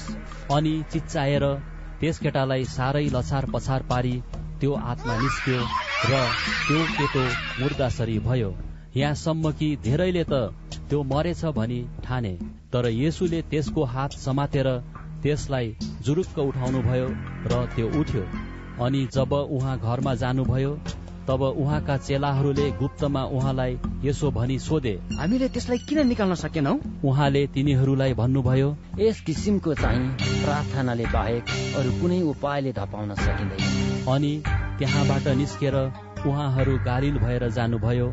यो कुरा कसैले थाहा नपाओस् भन्ने उहाँको इच्छा थियो, किनकि उहाँले आफ्ना चेलाहरूलाई शिक्षा दिँदै हुनुहुन्थ्यो। उहाँले तिनीहरूलाई भन्नुभयो, मानिसको पुत्र मानिसहरूका हातमा सुम्पिदिनेछ र तिनीहरूले उसलाई मार्नेछन् र ऊ मारिएको 3 दिनपछि फेरि जीवित भई उठ्नेछ। तर उहाँले भन्नुभएको यो कुरा तिनीहरूले बुझेनन् र उहाँसँग सोध्न डराए। उहाँहरू कफरनहुममा आउनुभयो र घरमा हुँदा उहाँले तिनीहरूलाई सोध्नुभयो, बाटोमा तिमीहरूले के बहस गरिरहेका थियौ? तर तिनीहरू चुप रहे, किनकि बाटोमा तिनीहरूले हामीमा सबैभन्दा महान को हो भनी आपसमा बहस गरेका थिए। तब उहाँ बस्नुभयो र 12 जनालाई बोलाउनु भयो र तिनीहरूलाई भन्नुभयो, कोही मानिस पहिलो हुने इच्छा गर्छ भने त्यो सबैभन्दा पछिल्लो र सबैको सेवक हुनुपर्छ। अनि एउटा सानो बालकलाई लिएर उहाँले त्यसलाई तिनीहरूका बीचमा राख्नुभयो र त्यसलाई काखमा लिएर उहाँले तिनीहरूलाई भन्नुभयो, जसले यस्ता साना बालकहरू मध्ये एउटालाई मेरो नाउँमा ग्रहण गर्छ त्यसले मलाई नै ग्रहण गर्छ, र जसले मलाई ग्रहण गर्छ त्यसले मलाई होइन तर मलाई पठाउनु हुनेलाई ग्रहण गर्छ। यूहन्नाले उहाँलाई भने, गुरुज्यू, एकजना मान्छेले तपाईँको नाममा भूतहरू निकालिरहेको हामीले देख्यौं। हामीले त्यसलाई त्यसो गर्न मनाई गर्यौं, किनकि त्यो हामीलाई पछ्याउने मान्छे होइन। तर येशूले भन्नुभयो, त्यसलाई मनाई नगर, किनकि मेरो नाउँमा शक्तिको काम गर्नेले तुरुन्तै मेरो विरुद्धमा खराब बोल्ने छैन, किनकि जो हाम्रो विरुद्धमा छैन त्यो हाम्रो पक्षमा छ। किनभने जसले तिमीहरू क्रिस्का हौ भनेर तिमीहरूलाई मेरो नाउँमा 1 कचौरा पानी पिउन देला, साँच्चै म तिमीहरूलाई भन्दछु त्यसले कुनै किसिमले आफ्नो इनाम गुमाउने छैन। जसले म माथि विश्वास गर्ने यी सानाहरू मध्ये एकजनालाई बाधा देला, त्यसको निम्ति त बरु एउटा ठूलो जाँतोको ढुङ्गा त्यसको घिच्रोमा झुन्ड्याएर त्यसलाई समुद्रमा फालिदिनु असल हुने थियो। यदि तिम्रो हातले तिमीलाई बाधा दिन्छ भने त्यसलाई काटिदेऊ। 2 हात भएर नरकको ननिम्ने आगोमा जानुभन्दा डुँडो भएर जीवनमा पस्नु तिम्रो निम्ति असल हो। नरकमा त न किराहरू मर्दछन् न आगो नै निप्दछ। अनि तिम्रो खुट्टाले तिमीलाई बाधा दिन्छ भने त्यसलाई काटिदेऊ। 2 खुट्टा भएर नरकमा फालिनु भन्दा त खोरन्डो भएर जीवनमा पस्नु तिम्रो निम्ति असल हो। नरकमा न किराहरू मर्दछन् न आगो नै निप्दछ। यदि तिम्रो आँखाले तिमीलाई बाधा दिन्छ भने त्यसलाई झिकेर फालिदेऊ। 2 आँखा भएर नरकमा फालिनु भन्दा त 1 आँखा भएर परमेश्वरको राज्यमा पस्नु तिम्रो निम्ति असल हो। नरकमा त न किरा मर्दछन् न आगो नै निप्दछ, किनकि प्रत्येकलाई आगोले नै नुनिलो पार्छ। नुन असल हो, तर नुनको स्वाद गयो भने त्यो केले स्वादिलो तुल्याउने? तिमीहरू आफू आफूमा नुन राख र आपसमा शान्तिमा रहो। मर्कुस अध्याय 10। त्यस ठाउँलाई छोडेर यर्दन नदीको पारी यहुदियाको इलाकामा येशू जानुभयो र भीड उहाँ कहाँ भेला भयो। अनि उहाँको रीति अनुसार तिनीहरूलाई फेरि उहाँले शिक्षा दिनुभयो। फरिसीहरू उहाँ कहाँ आएर उहाँलाई परीक्षा गरी सोधे, के कोही मानिसले आफ्नो स्वास्नीसँग विवाह विच्छेद गर्नु न्यायसँग छ? उहाँले तिनीहरूलाई जवाफ दिएर भन्नुभयो, मूसाले तिमीहरूलाई के आज्ञा दिएका छन्? तिनीहरूले भने, एउटा त्यागपत्र लेखेर मानिसले आफ्नो स्वास्नीसँग विवाह विच्छेद गर्न सक्छ भने मूसाले अनुमति दिएका छन्। तर येशूले तिनीहरूलाई भन्नुभयो, तिमीहरूका हृदयको कठोरताले गर्दा उनले तिमीहरूलाई यो आज्ञा लेखिदिए। तर सृष्टिको आरम्भदेखि परमेश्वरले तिनीहरूलाई नर र नारी गरी बनाउनु भयो। यसै कारण मानिस आफ्ना बाबु र आमालाई छोडेर आफ्नै स्वास्नीसँग मिलिरहन्छ र ती दुईजना एउटै शरीर हुनेछन्। तिनीहरू फेरि दुई होइनन् तर एउटै शरीर हुन्छन्। यसकारण परमेश्वरले जसलाई एकसाथ जोड्नु भएको छ मानिसले नछुट्याओस्। घरमा हुँदा चेलाहरूले फेरि यस विषयमा येशूलाई सोधे। उहाँले तिनीहरूलाई भन्नुभयो, जसले आफ्नी स्वास्नीसँग विवाह विच्छेद गरेर अर्कीसँग विवाह गर्छ त्यसले उसको विरुद्ध व्यभिचार गर्छ। अनि यदि स्त्रीले आफ्नो लोग्नेसँग विवाह विच्छेद गरेर अर्कासँग विवाह गर्छ भने त्यसले व्यभिचार गर्छ। मानिसहरूले साना बालबालिकाहरूलाई येशूले छोइदिउन् भन्ने उद्देश्यले उहाँ कहाँ ल्याए, तर चेलाहरूले तिनीहरूलाई हकारे। तर यो देखेर येशू रिसाउनुभयो र तिनीहरूलाई भन्नुभयो, साना बाल बालिकाहरूलाई म कहाँ आउन देऊ, तिनीहरूलाई नरोक, किनभने परमेश्वरको राज्य यस्तैहरूको हो। साँच्चै म तिमीहरूलाई भन्दछु, जसले परमेश्वरको राज्यलाई एउटा सानो बालकले जस्तै ग्रहण गर्दैन त्यो कदापि त्यसभित्र पस्ने छैन। अनि उहाँले तिनीहरूलाई काखमा लिएर तिनीहरूमाथि आफ्नो हात राखी तिनीहरूलाई आशीर्वाद दिनुभयो। येशू बाटोमा जाँदै हुनुहुँदा एकजना मानिस दौडेर आई उहाँको अघि घुँडा टेक्यो र उहाँलाई सोध्यो, हे असल गुरु, अनन्त जीवन प्राप्त गर्नलाई मैले के गर्नुपर्छ? येशूले त्यसलाई भन्नुभयो, तिमी किन मलाई असल भन्छौ? एकमात्र परमेश्वर बाहेक अरू कोही असल छैन। तिमी आज्ञाहरू त जान्दछौ, अर्थात् हत्या नगर्नु, व्यभिचार नगर्नु, नचोर्नु, झुटा गवाही नदिनु, नठग्नु, आफ्ना बाबु र आमालाई आदर गर्नु। अनि त्यसले उहाँलाई भन्यो, गुरुज्यू, यी सबै त मैले मेरो युवावस्थादेखि नै पालन गरेको छु। येशूले त्यसलाई हेर्नुभयो र त्यसलाई माया गरेर भन्नुभयो, तिमीलाई अझ एउटा कुराको अभाव छ। जाऊ र तिम्रा जे जति छन् बिक्री गर र गरिबहरूलाई देऊ र तिमीलाई स्वर्गमा सम्पत्ति मिल्नेछ, अनि आएर मेरो पछि लाग।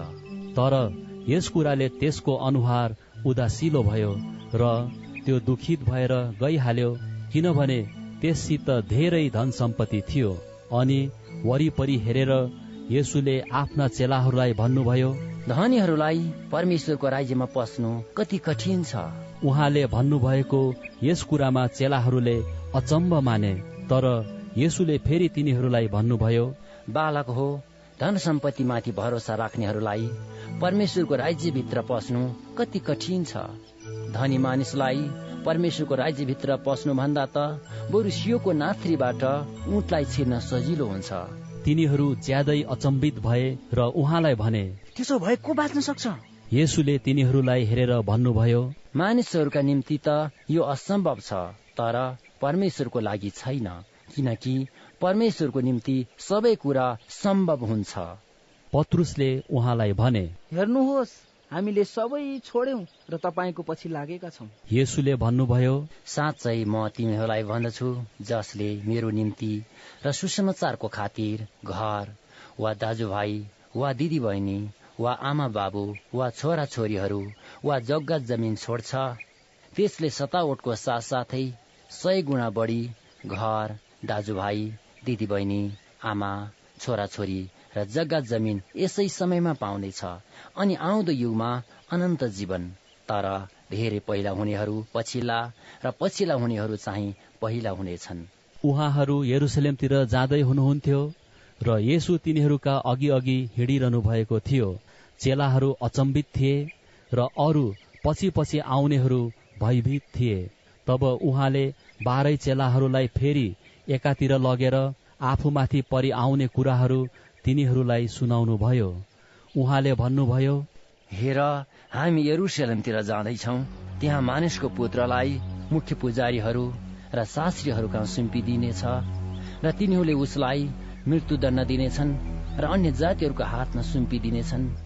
अनि तिनीहरूले उसलाई गिल्ला गर्नेछन् र उसलाई थुक्नेछन्, उसलाई कोर्रा लगाउनेछन् र उसलाई मार्नेछन्। तर 3 दिनपछि ऊ फेरि जीवित भई उठ्नेछ। जब्दियाका 2 छोराहरू याकुब र यूहन्ना उहाँ कहाँ आएर भने, गुरुज्यू, हामी तपाईसँग जे माग्छौं तपाईले हाम्रा निम्ति गरिदिनुहोस्। भन्ने हाम्रो इच्छा छ। उहाँले तिनीहरूलाई सोध्नुभयो, तिमीहरूका निम्ति म के गरिदिउँ भन्ने तिमीहरूको इच्छा छ? तिनीहरूले उहाँलाई भने, तपाईको महिमामा हामी मध्ये एकजना तपाईको दाहिनेपट्टि र अर्को तपाईको देब्रेपट्टि बस्न पाउने मन्जुरी हामीलाई दिनुहोस्। तर येशूले तिनीहरूलाई भन्नुभयो, तिमीहरू के माग्दछौ सो तिमीहरू जान्दैनौ। के जुन कचौरा म पिउँछु त्यो तिमीहरू पिउन सक्छौ?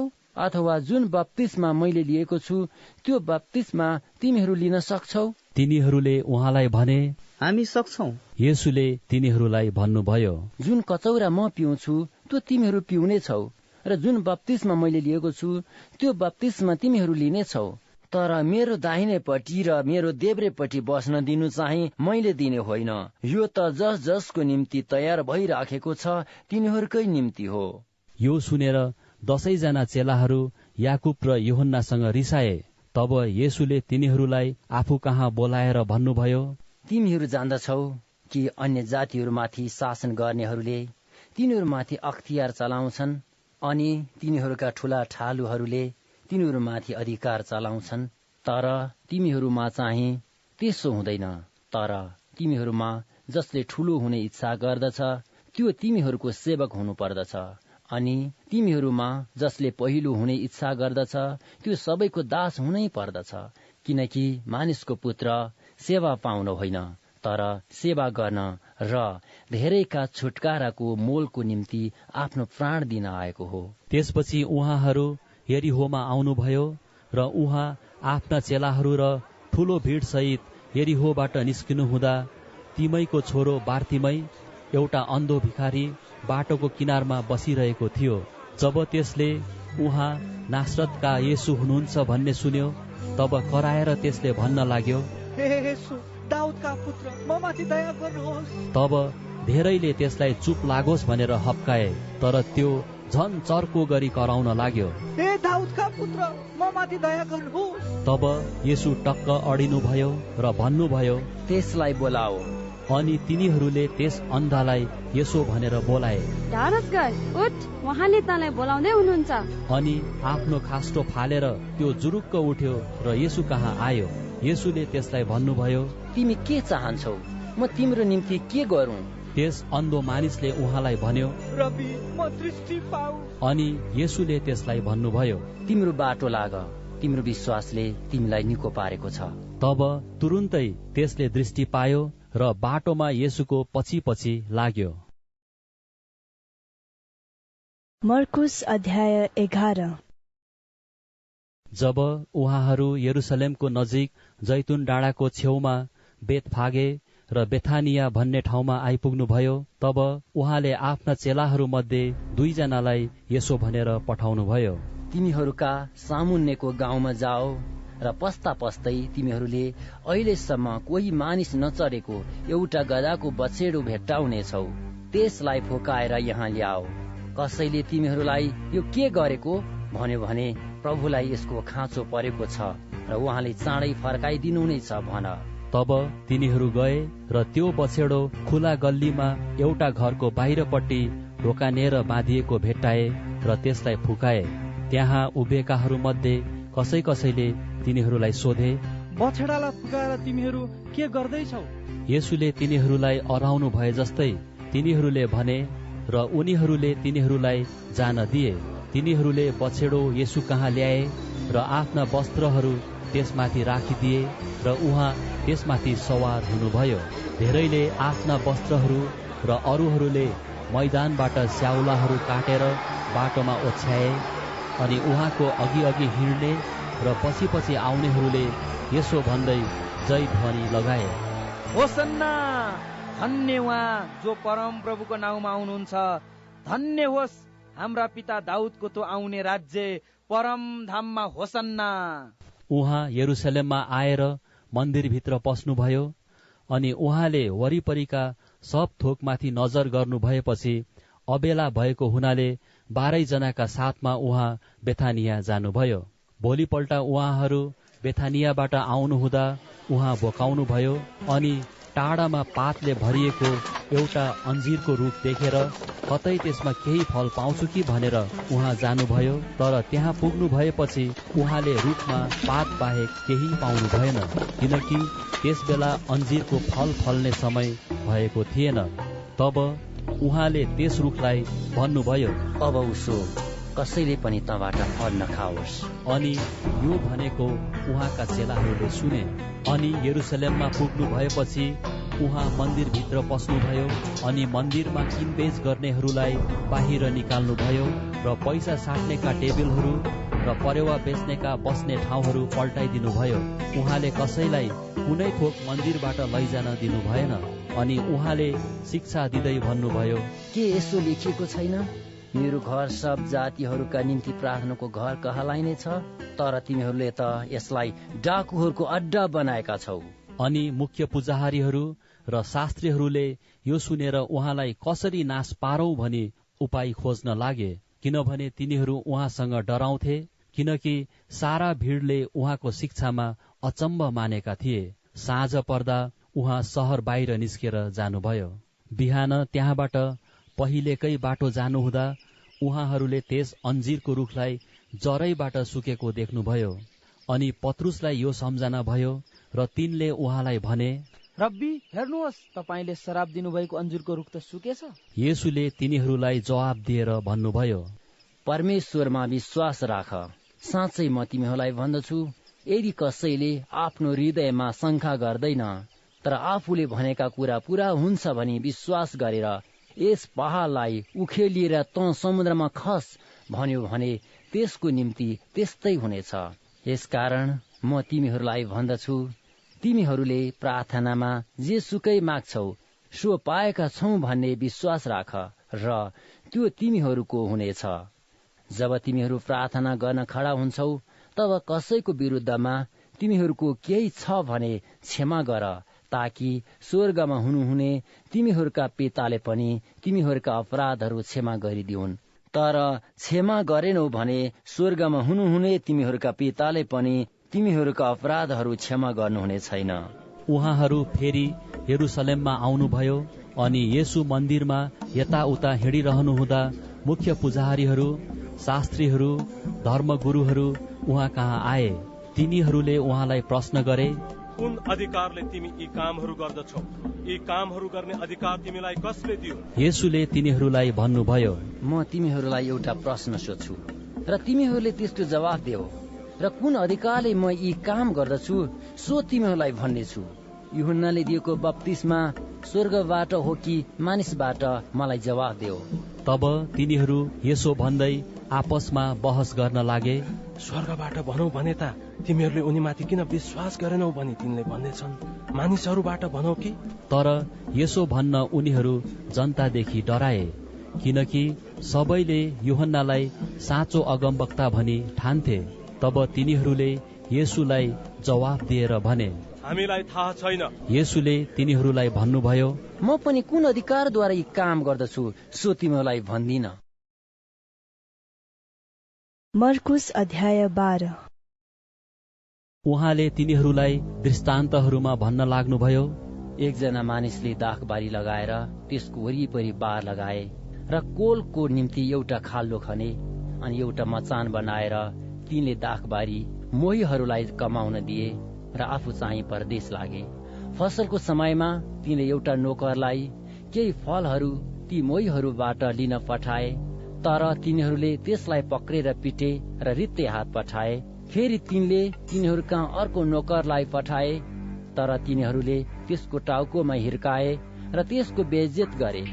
मालिकले अझै अर्कालाई पठाए, तर त्यसलाई तिनीहरूले मारे र अरू धेरैलाई पनि पठाए, तर तिनीहरूले कसैलाई पिटे र कसैलाई मारे। तिनको अब एकजना थियो, तिनका प्रिय पुत्र। तिनीहरूले मेरा छोरालाई त आदर गर्लान् भनेर सबैभन्दा पछि तिनले उनैलाई तिनीहरूका पठाए। तर ती मोहीहरूले आपसमा भने, यो त उत्तराधिकारी हो, आओ हामी यसलाई मारौं र हक हाम्रो नै हुनेछ। अनि तिनीहरूले उनलाई पक्रेर मारे र दाखबारीको बाहिर फ्याँकिदिए। तब दाखबारीका मालिकले के गर्नेछन्? तिनी आउनेछन् र ती मोहीहरूलाई नाश गर्नेछन् र दाख बाहिर अरूहरूलाई दिनेछन्। के तिमीहरूले धर्मशास्त्रको यो वचन पढेका छैनौ? जुन ढुङ्गालाई भवन निर्माण गर्नेहरूले रद्द गरे त्यही चाहिँ कुनाको शिर ढुङ्गा बन्यो। यो परमप्रभुबाट भएको हो अनि हाम्रो दृष्टिमा यो आश्चर्यको छ। त्यसपछि तिनीहरूले उहाँलाई पक्रन खोजे, किनकि यो दृष्टान्त उहाँले तिनीहरूकै विरुद्धमा भन्नुभएको हो भनी तिनीहरूले बुझे। तर तिनीहरू भीडसँग डराएको कारणले उहाँलाई छोडेर गइहाले। पछिबाट उहाँलाई बातमा फसाउँ भनेर तिनीहरूले फरिसीहरू र हेरोदीहरू मध्येका कोही व्यक्तिहरूलाई उहाँ कहाँ पठाए। तिनीहरू आएर उहाँलाई भने, गुरुज्यू, हामी जान्दछौँ तपाईँ साँचो हुनुहुन्छ र कसैको वास्ता गर्नुहुन्न, किनकि तपाईँ मुख हेरेर काम गर्नुहुन्न, तर परमेश्वरको मार्ग साँचो रीतिले सिकाउनुहुन्छ। भन्नुहोस्, कैसरलाई कर तिर्नु न्यायसँग छ कि छैन? हामी कर तिरौँ कि नतिरौँ? येशूले तिनीहरूको कपटीपन थाहा पाएर तिनीहरूलाई भन्नुभयो, तिमीहरू किन मलाई परीक्षा गर्दछौ? एउटा दिनार ल्याएर देखाओ। तिनीहरूले एउटा सिक्का ल्याए। उहाँले तिनीहरूलाई भन्नुभयो, यो तस्बिर र छाप कसको हो? तिनीहरूले उहाँलाई भने, कैसरको। तब येशूले तिनीहरूलाई भन्नुभयो, कैसरका चीजहरू कैसरलाई देऊ र परमेश्वरका चीजहरू परमेश्वरलाई। तिनीहरूले उहाँसँग अचम्म माने। मृतकबाट पुनरुत्थान हुँदैन भन्ने सदुकीहरू उहाँ कहाँ आए अनि उहाँलाई सोधे, गुरुज्यू, मोसाले हामीलाई लेखिदिएका छन् कि कसैको दाजु मर्यो र निसन्तान भएर स्वास्नीलाई छोडिराख्यो भने उसको भाइले त्यस स्त्रीलाई लैजानु पर्छ र आफ्नो दाजुको निम्ति सन्तान खडा गर्नुपर्छ। एउटा परिवारमा 7 भाइ थिए। जेठाले एउटी स्वास्नी ल्यायो अनि त्यो मानिस निसन्तान भएर मर्यो। अब माइला भाइले त्यस स्त्रीलाई विवाह गर्यो र त्यो पनि निसन्तान भएर मर्यो। अनि साइलाले पनि त्यस्तै गर्यो। अनि 7 भाइको सन्तान भएन। सबैभन्दा पछि त्यो स्त्री पनि मरी। अब मृतकहरूको पुनरुत्थानमा तिनीहरू मध्ये त्यो कसकी स्वास्नी हुन्छ? किनकि ती 7 जनाले त्यसलाई विवाह गरेका थिए। येशूले तिनीहरूलाई भन्नुभयो, तिमीहरू भुलमा परेको कारण यही होइन र? कि तिमीहरू न त धर्मशास्त्र जान्दछौ न परमेश्वरको शक्तिलाई जान्दछौ? किनकि जब मृतकबाट तिनीहरूको पुनरुत्थान हुन्छ तिनीहरू न त विवाह गर्छन् न तिनीहरूको विवाह हुन्छ, तर तिनीहरू स्वर्गमा भएका दूतहरू जस्तै हुन्छन्। मृतकहरू जीवित भई उठ्ने कुराको विषयमा के तिमीहरूले मूसाको पुस्तकमा पढेका छैनौ? कि कसरी पोत्रोको विषयमा लेखिएको खण्डमा परमेश्वरले मूसालाई भन्नुभयो, म अब्राहमका परमेश्वर, इसहाकका परमेश्वर र याकुबका परमेश्वर हुँ। उहाँ मुर्दाहरूका परमेश्वर हुनुहुन्न तर जिउँदाहरूका हुनुहुन्छ। तिमीहरू एकदमै भुलमा परेका छौ। शास्त्रीहरू मध्ये एकजना आए र तिनीहरूलाई आपसमा विवाद गरिरहेका सुने। येशूले मानिसहरूलाई ठिक जवाब दिनुभएको देखेर तिनले उहाँलाई सोधे, सबै आज्ञाहरूमा मुख्य चाहिँ कुन हो? येशूले जवाब दिनुभयो, सबैभन्दा मुख्य चाहिँ यो हो, हे इस्राएल सुन, परमप्रभु हाम्रा परमेश्वर एउटै परमप्रभु हुनुहुन्छ। तैँले परमप्रभु आफ्ना परमेश्वरलाई तेरो सारा हृदयले, तेरो सारा प्राणले, तेरो सारा समझले र तेरो सारा शक्तिले प्रेम गर। दोस्रो चाहिँ यो हो, तैँले आफ्नो छिमेकीलाई आफूलाई जस्तै प्रेम गर। यो भन्दा ठूलो आज्ञा अर्को छैन। त्यस शास्त्रीले उहाँलाई भने, गुरुज्यू, तपाईले ठिक भन्नुभयो। परमेश्वर एउटै हुनुहुन्छ, उहाँ बाहेक अर्को कोही छैन। उहाँलाई सारा हृदयले, सारा समझले, सारा शक्तिले प्रेम गर्नु र छिमेकीलाई आफूलाई जस्तै प्रेम गर्नु सबै होम बलि र बलिदानहरू भन्दा उत्तम हो। तिनले बुद्धिमानी साथ जवाब दिएका देखेर येशूले तिनलाई भन्नुभयो, तिमी परमेश्वरको राज्यदेखि टाढा छैनौ। त्यस समयदेखि उहाँलाई प्रश्न गर्ने कसैको हिम्मत भएन। अनि मन्दिरमा सिकाउनु हुँदा येशूले भन्नुभयो, कसरी ख्रिस्ट दाउदका पुत्र हुन् भनी व्यवस्थाका शास्त्रीहरू भन्दछन्? किनकि दाउद आफैले पवित्र आत्माद्वारा भनेका छन्, परमप्रभुले मेरा प्रभुलाई भन्नुभयो, तिमी मेरो दाहिने हातपट्टि बस, जबसम्म म तिम्रा शत्रुहरूलाई तिम्रा खुट्टाका पैताला मुनि राख्दिन। जब दाउद आफैले उनलाई प्रभु भन्दछन् त कहाँबाट उनी तिनका पुत्र भए? अनि त्यहाँको ठूलो भीडले उहाँको वचन खुसी साथ सुन्यो। तब शिक्षा दिनुहुँदा येशूले भन्नुभयो, शास्त्रीहरूदेखि होशियार रहो। तिनीहरू लामो वस्त्र लाएर यताउता डुल्न र बजारहरूमा अभिवादन पाउन तथा सभाघरहरूमा प्रमुख स्थान र भोजहरूमा आदरको स्थान पाउन रुचाउँछन्।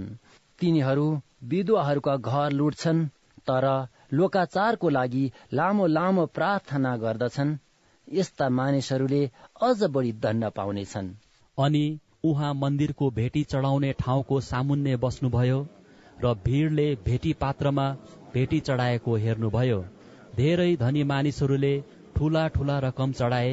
अनि एउटी गरीब विधवाले आएर तामाका 2 सिक्का अर्थात् 1 पैसा चढाई।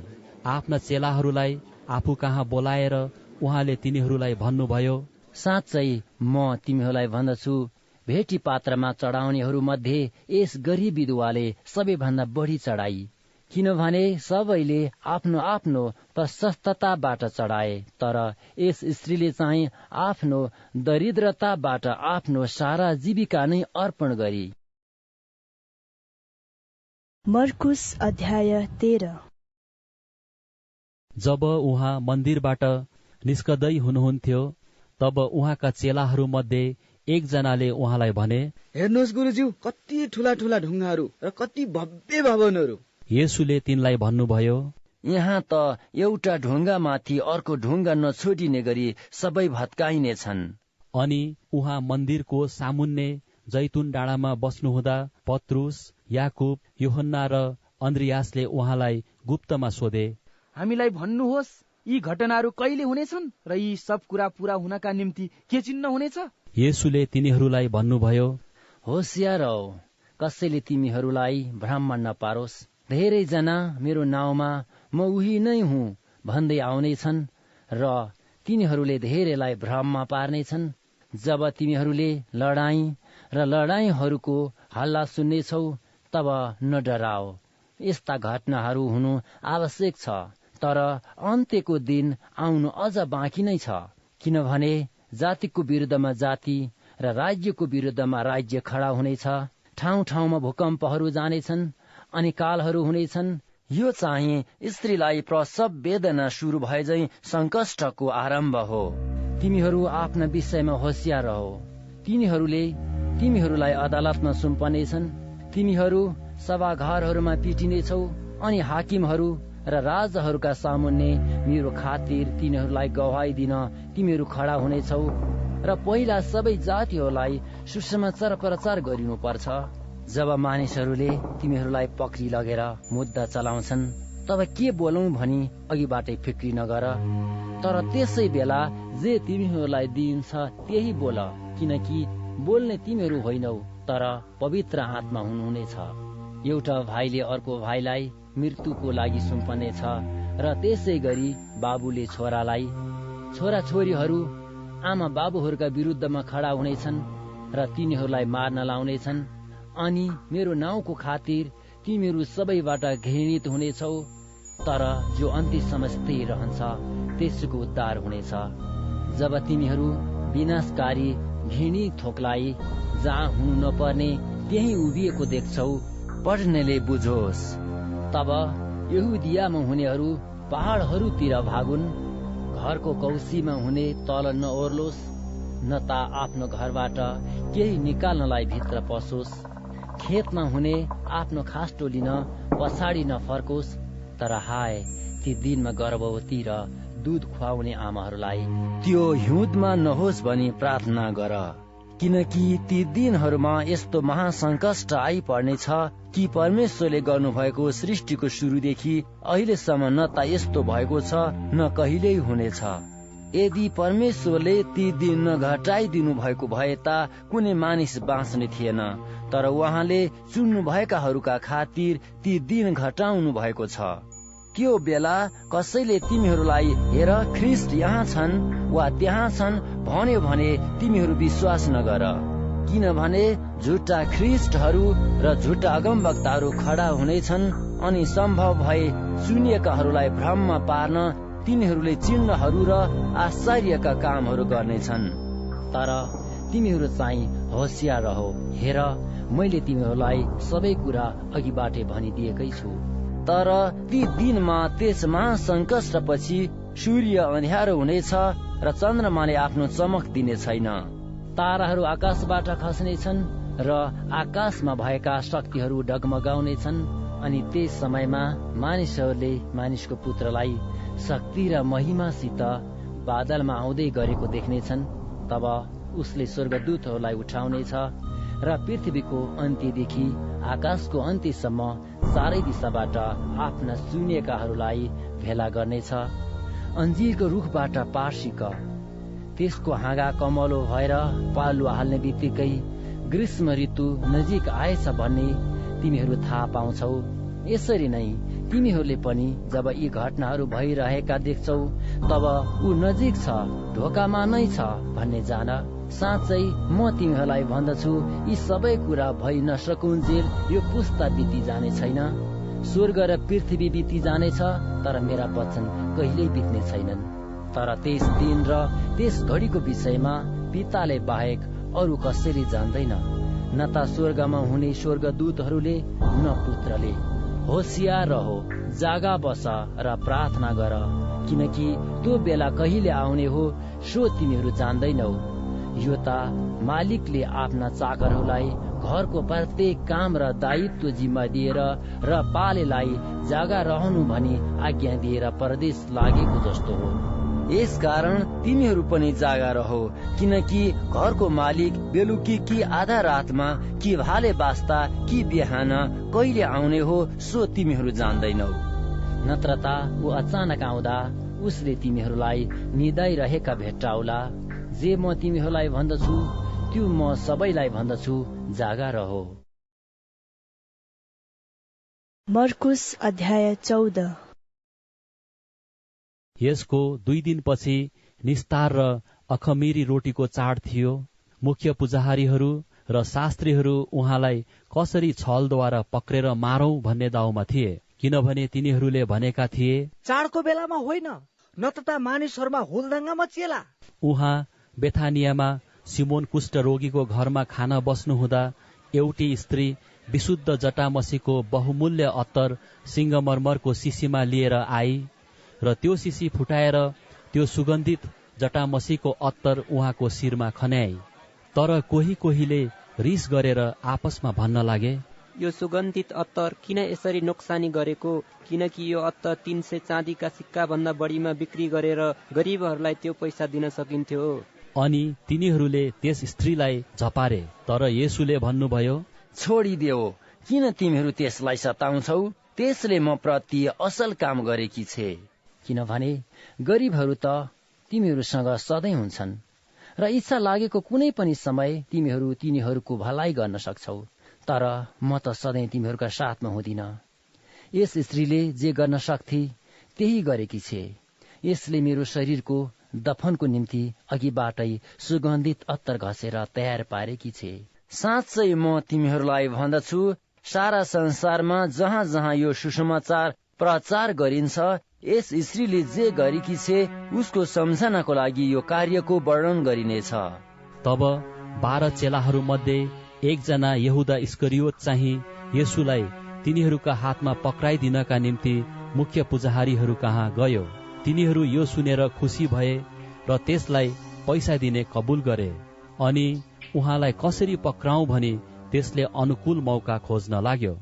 अखमिरी रोटीका चाडको प्रथम दिनमा जब तिनीहरूले निस्तार चाडको थुमा बलिदान चढाउँथे, उहाँका चेलाहरूले उहाँलाई सोधे, तपाईको इच्छा के छ? हामी कहाँ गएर तपाईको निम्ति निस्तार चाडको भोज तयार गरौं? अनि उहाँले आफ्ना चेलाहरू मध्ये 2 जनालाई यसो भनेर पठाउनु भयो, शहरमा जाओ र घैलामा पानी बोकेर लैजाने 1 जना मानिसले तिमीहरूलाई भेट्नेछ। उसको पछि लाग। त्यो मानिस जहाँ पस्ला त्यस घरका मालिकलाई भन, गुरुज्यू भन्नुहुन्छ, मेरा चेलाहरूसँग निस्तारको भोज खाने मेरो पाहुना कोठा कहाँ छ? अनि तिनले तिमीहरूलाई सजी सजाउ गरेर तयार पारिएको माथिल्लो तलाको एउटा ठूलो कोठा देखाउनेछन् र त्यही तिमीहरूले हाम्रा निम्ति भोज तयार गर। तब ती चेलाहरू गए र शहरमा पसे। अनि उहाँले तिनीहरूलाई भन्नुभए जस्तै भेट्टाए र तिनीहरूले निस्तार चाडको भोज तयार गरे। साँझ हुँदा उहाँ 12 जनासँग आउनुभयो। उहाँहरू ढल्केर खानु हुँदै गर्दा येशूले भन्नुभयो, साँच्चै म तिमीहरूलाई भन्दछु, तिमीहरू मध्ये मसँग खाने एकजनाले मलाई धोका दिनेछ। तिनीहरू दुखित भए अनि पालै पालो उहाँलाई, के त्यो म हुँ भनी सोध्न लागे। उहाँले तिनीहरूलाई भन्नुभयो, 12 मध्ये एकजना जसले मसँग थालमा रोटी चोपिरहेछ, किनकि मानिसको पुत्रलाई उसको विषयमा लेखिए बमोजिम हुन्छ। तर धिक्कार त्यस व्यक्तिलाई जसद्वारा मानिसको पुत्रलाई धोका हुन्छ। त्यस मान्छेको त जन्मै नभएको भए असल हुने थियो।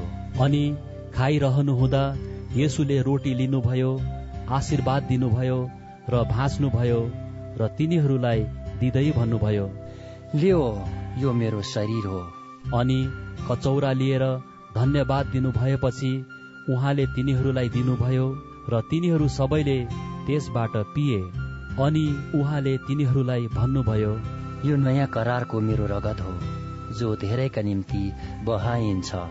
साँच्चै म तिमीहरूलाई भन्दछु, म दाखको रसबाट त्यस दिनसम्म पिउने छैन, जहिलेसम्म परमेश्वरको राज्यमा त्यो नयाँ गरी पिउँदिन।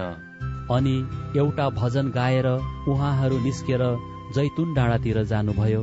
येशूले तिनीहरूलाई भन्नुभयो, तिमीहरू सबै पछि हटी जानेछौ, किनकि यस्तो लेखिएको छ, म गोठालालाई प्रहार गर्नेछु र भेडाहरू तितर बितर हुनेछन्। तर म जीवित भई उठेपछि म तिमीहरू भन्दा पहिले गालीलमा जानेछु। पत्रुसले उहाँलाई भने, सबैजना पछि हटे तापनि म चाहिँ हट्ने छैन। तब येशूले तिनलाई भन्नुभयो, साँच्चै म तिमीहरूलाई भन्दछु, आजकै राति भारे 2 पल्ट बाँच्न अघि तिमीले मलाई 3 पल्ट इन्कार गर्नेछौ। तर तिनले झन जोड दिएर भने, तपाईसँग म मर्नै परे तापनि म तपाईलाई इन्कार गर्ने छैन। अनि तिनीहरू सबैले त्यसै भने। त्यसपछि उहाँहरू गेतसमनी नाउँ भएको ठाउँमा जानुभयो र उहाँले आफ्ना चेलाहरूलाई भन्नुभयो, मैले प्रार्थना गरुन्जेल तिमीहरू यहीँ बस। तब उहाँले पत्रुस, याकुब र यूहन्नालाई साथमा लैजानुभयो र उहाँ अत्यन्तै विचलित र ज्यादै खिन्न हुन लाग्नुभयो। उहाँले तिनीहरूलाई भन्नुभयो, मेरो आत्मा मृत्युसम्मै शोकले व्याकुल भएको छ, तिमीहरू यहीँ बस र जागा रह। अनि अलि पर गएर उहाँ भुइँमा घोप्टिनुभयो र हुन सक्छ भने त्यो घडी उहाँबाट टलोस् भनी प्रार्थना गर्नुभयो। अनि उहाँले भन्नुभयो, अब्बा पिता, तपाईको निम्ति सबै कुरा सम्भव छ, यो कचौरा मबाट हटाइदिनुहोस्, तर पनि मैले इच्छा गरे जस्तो होइन, तपाईले इच्छा गर्नुभए जस्तो होस्। उहाँ फेरि आउनुहुँदा तिनीहरूलाई निदाइरहेका भेट्टाउनुभयो।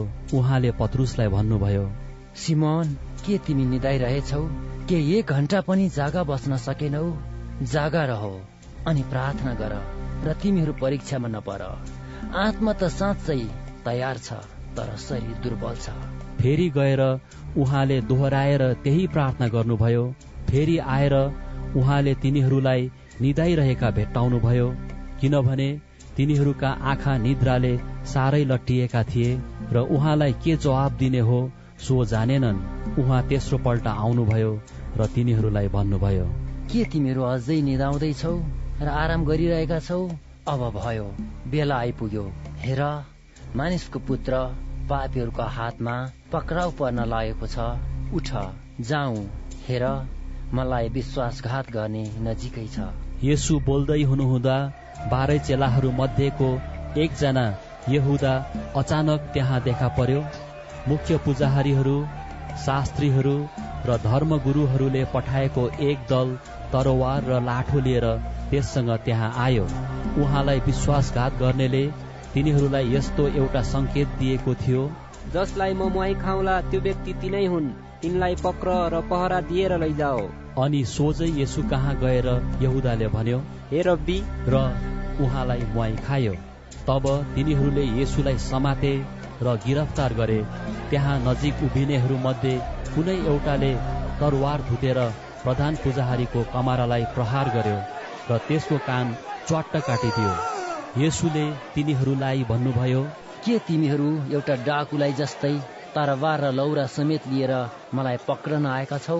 दिन मन्दिरमा सिकाउँदै म तिमीहरूसँग थिएँ र तिमीहरूले मलाई गिरफ्तार गरेनौ, तर धर्मशास्त्र पूरा होस्।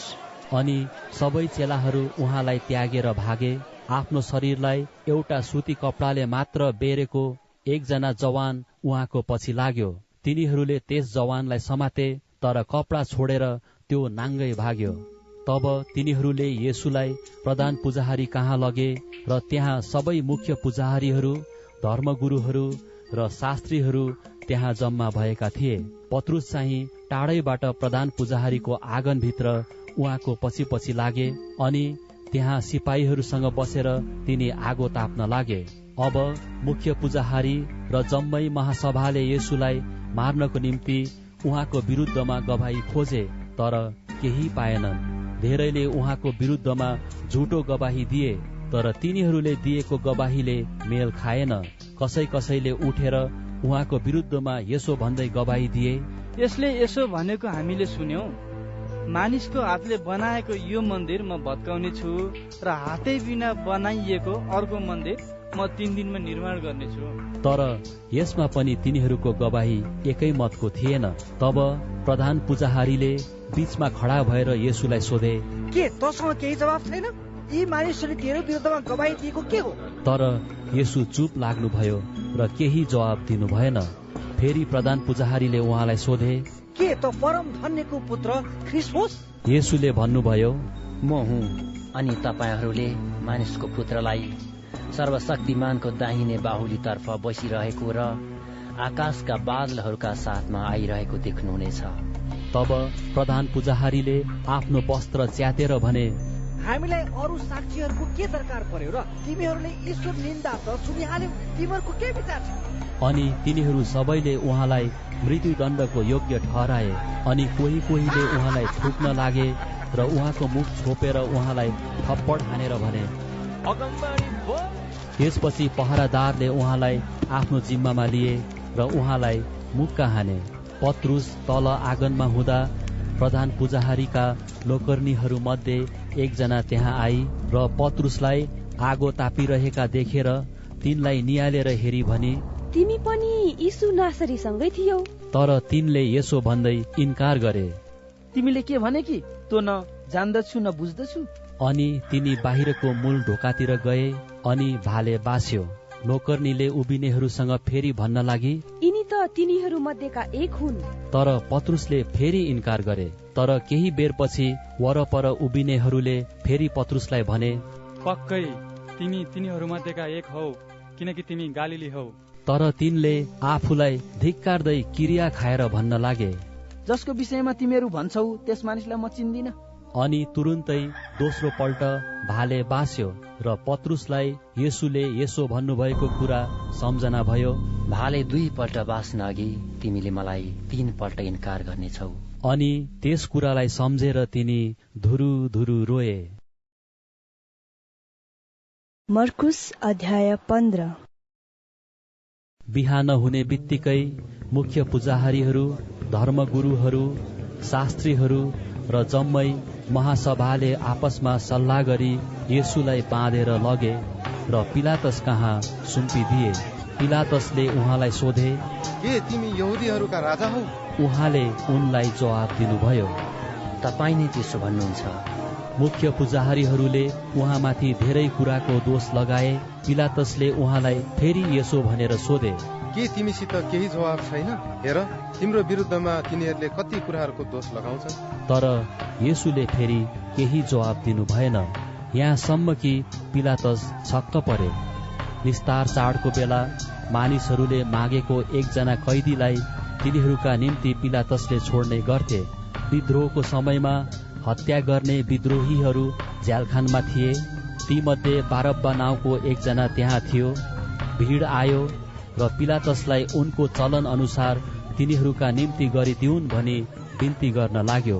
पिलातसले यसो भनेर तिनीहरूलाई प्रश्न गरे, के म तिमीहरूका निम्ति यहुदीहरूका राजालाई छोडिदिउँ भन्ने तिमीहरू चाहन्छौ?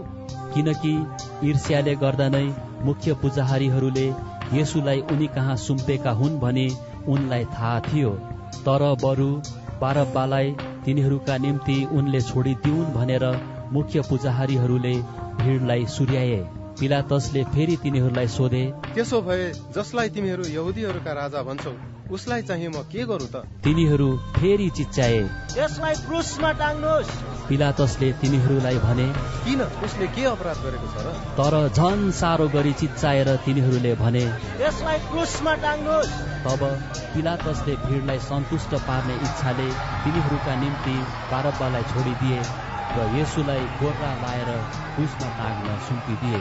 सिपाहीहरूले उहाँलाई प्रेटोरियन अर्थात् महलभित्र लगे र जम्मै पल्टनलाई भेला गराए। अनि तिनीहरूले उहाँलाई बैजनी रङ्गको वस्त्र लगाइदिए र काँडाहरूको मुकुट गाँथेर उहाँको शिरमा लगाइदिए। अनि यहुदीहरूका राजाको जय भन्दै तिनीहरूले उहाँलाई सलाम गर्न लागे। अनि तिनीहरूले उहाँको शिरमा निगालोले हिर्काउँदै उहाँलाई थुके र घुँडा टेकेर उहाँलाई दण्डवत गरे। अनि येशूको गिल्ला गरिसकेपछि तिनीहरूले बैजनी वस्त्र फुकालिदिए र उहाँका आफ्नै लुगा लगाइदिए।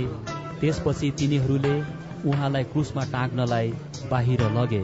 अनि अलेक्जेन्डर र रुफसका बाबु कुरेनी बासिन्दा सिमोनलाई गाउँबाट आइरहेका तिनीहरूले भेटे र येशूको क्रुस बोकेर लैजान तिनलाई कर लगाए। त्यसपछि तिनीहरूले येशूलाई गलगथा भन्ने ठाउँमा ल्याए।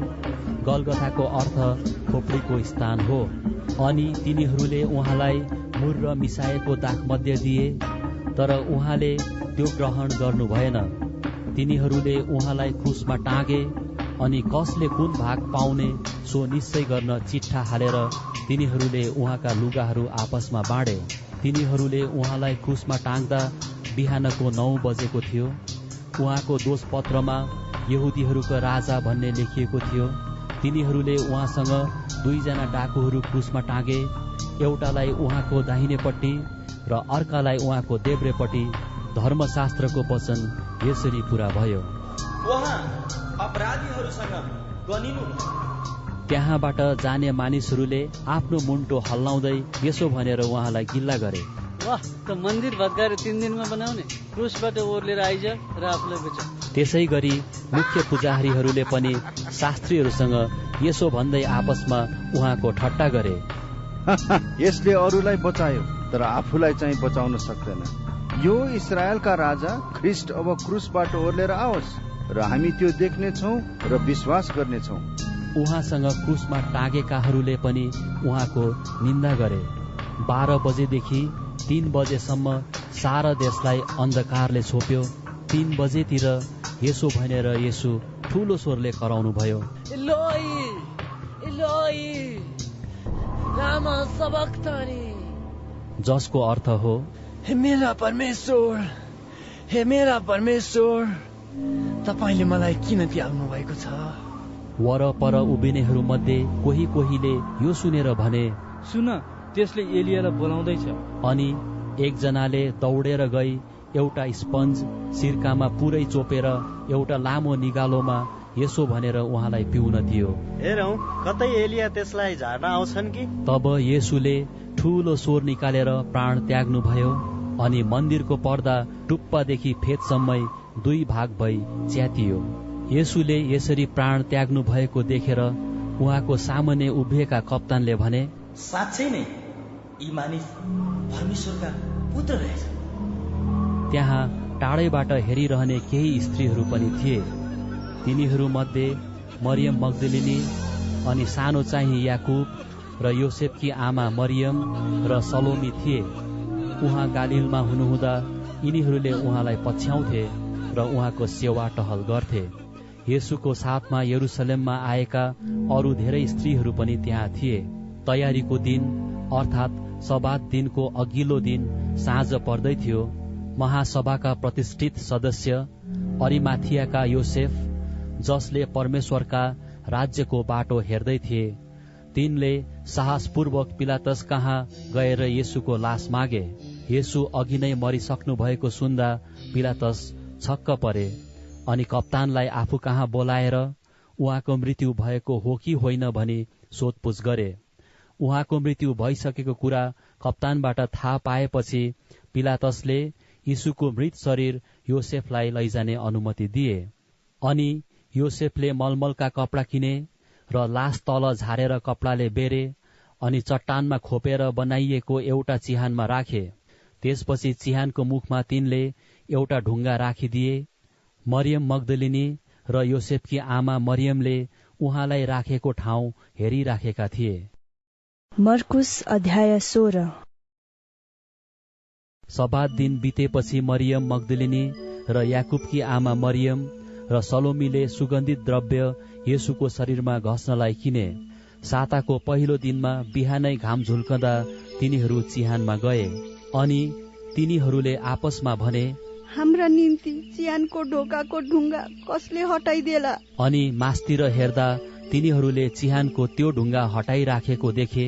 त्यो ढुङ्गा खुब ठूलो थियो। अनि चिहानभित्र पसेर तिनीहरूले सेतो वस्त्र लाएको एउटा जवान मानिसलाई दाहिनेपट्टि बसिरहेको देखे र तिनीहरू आश्चर्यचकित भए। तर उनले तिनीहरूलाई भने, आश्चर्य नमान, तिमीहरू नासरतका येशूलाई खोज्दछौ जो क्रुसमा टाँगिनु भएको थियो। उहाँ जीवित भई उठ्नु भएको छ। उहाँ यहाँ हुनुहुन्न। उहाँलाई राखेको ठाउँ हेर, जाऊ र उहाँका चेलाहरू र पत्रुसलाई भनिदेऊ कि उहाँ तिमीहरूका अघि गालिलमा जाँदै हुनुहुन्छ। उहाँले तिमीहरूलाई भन्नुभयो बमोजिम तिमीहरू उहाँलाई त्यहाँ देख्नेछौ। तिनीहरू निस्केर चिहानबाट दौडे, किनकि डर र आश्चर्यले तिनीहरू कामिरहेका थिए। अनि तिनीहरूले कसैलाई केही भनेनन्, किनकि तिनीहरू डराएका थिए। हप्ताको पहिलो दिनको बिहानै उहाँ जीवित भई उठ्नु भएपछि उहाँ पहिले मरियम मग्दलिनी कहाँ देखा पर्नुभयो। तिनीबाट येशूले 7 भूतहरू निकाल्नु भएको थियो। मरियमले गएर उहाँका चेलाहरूलाई यो खबर दिइन्। तिनीहरू बिलाप गर्दै रोइरहेका थिए। तर जब येशू जीवित हुनुभयो र मरियम कहाँ देखा पर्नुभयो भन्ने कुरा तिनीहरूले सुने, तब तिनीहरूले पत्याएनन्। त्यसपछि 2 चेलाहरू गाउँतिर गइरहेको बेला तिनीहरू कहाँ उहाँ अर्को रूपमा देखा पर्नुभयो। अनि तिनीहरू फर्केर गई अरूहरूलाई बताए, तर तिनीहरूले उनीहरूलाई पनि विश्वास गरेनन्। पछिबाट उहाँ 11 चेलाहरू कहाँ तिनीहरू भोजनमा बसेको बेला देखा पर्नुभयो। अनि तिनीहरूको अविश्वास र हृदयका कठोरताको लागि उहाँले तिनीहरूलाई हप्काउनुभयो, किनभने उहाँ मृतकबाट जीवित भई उठ्नु भएपछि उहाँलाई देख्नेहरूका कुरा तिनीहरूले विश्वास गरेका थिएनन्। अनि उहाँले तिनीहरूलाई भन्नुभयो, सारा संसारमा गएर सारा सृष्टिलाई सुसमाचार प्रचार गर।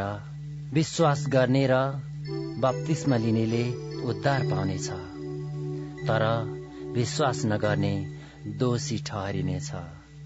विश्वास गर्नेहरूसँग यी चिन्हहरू हुनेछन्। मेरो नाउँमा तिनीहरूले भूतहरू धपाउनेछन्, तिनीहरूले नयाँ भाषाहरू बोल्नेछन्, तिनीहरूले सर्पहरू समात्नेछन् र कुनै विषालु कुरा पिए तापनि कुनै किसिमले त्यसले तिनीहरूको हानि गर्ने छैन। तिनीहरूले रोगीहरूमाथि आफ्ना हात राख्नेछन् र तिनीहरू निको हुनेछन्। तब यसरी तिनीहरूसँग बोलिसक्नु भएपछि प्रभु येशू स्वर्गारोहण हुनुभयो र परमेश्वरको दाहिने बाहुलीतर्फ विराजमान हुनुभयो। अनि ती चेलाहरूले गएर सबै ठाउँमा प्रचार गरे। प्रभुले तिनीहरूका साथमा काम गर्दै रहनुभयो र चिन्हहरूद्वारा वचनलाई सुदृढ पार्नुभयो। आमीन।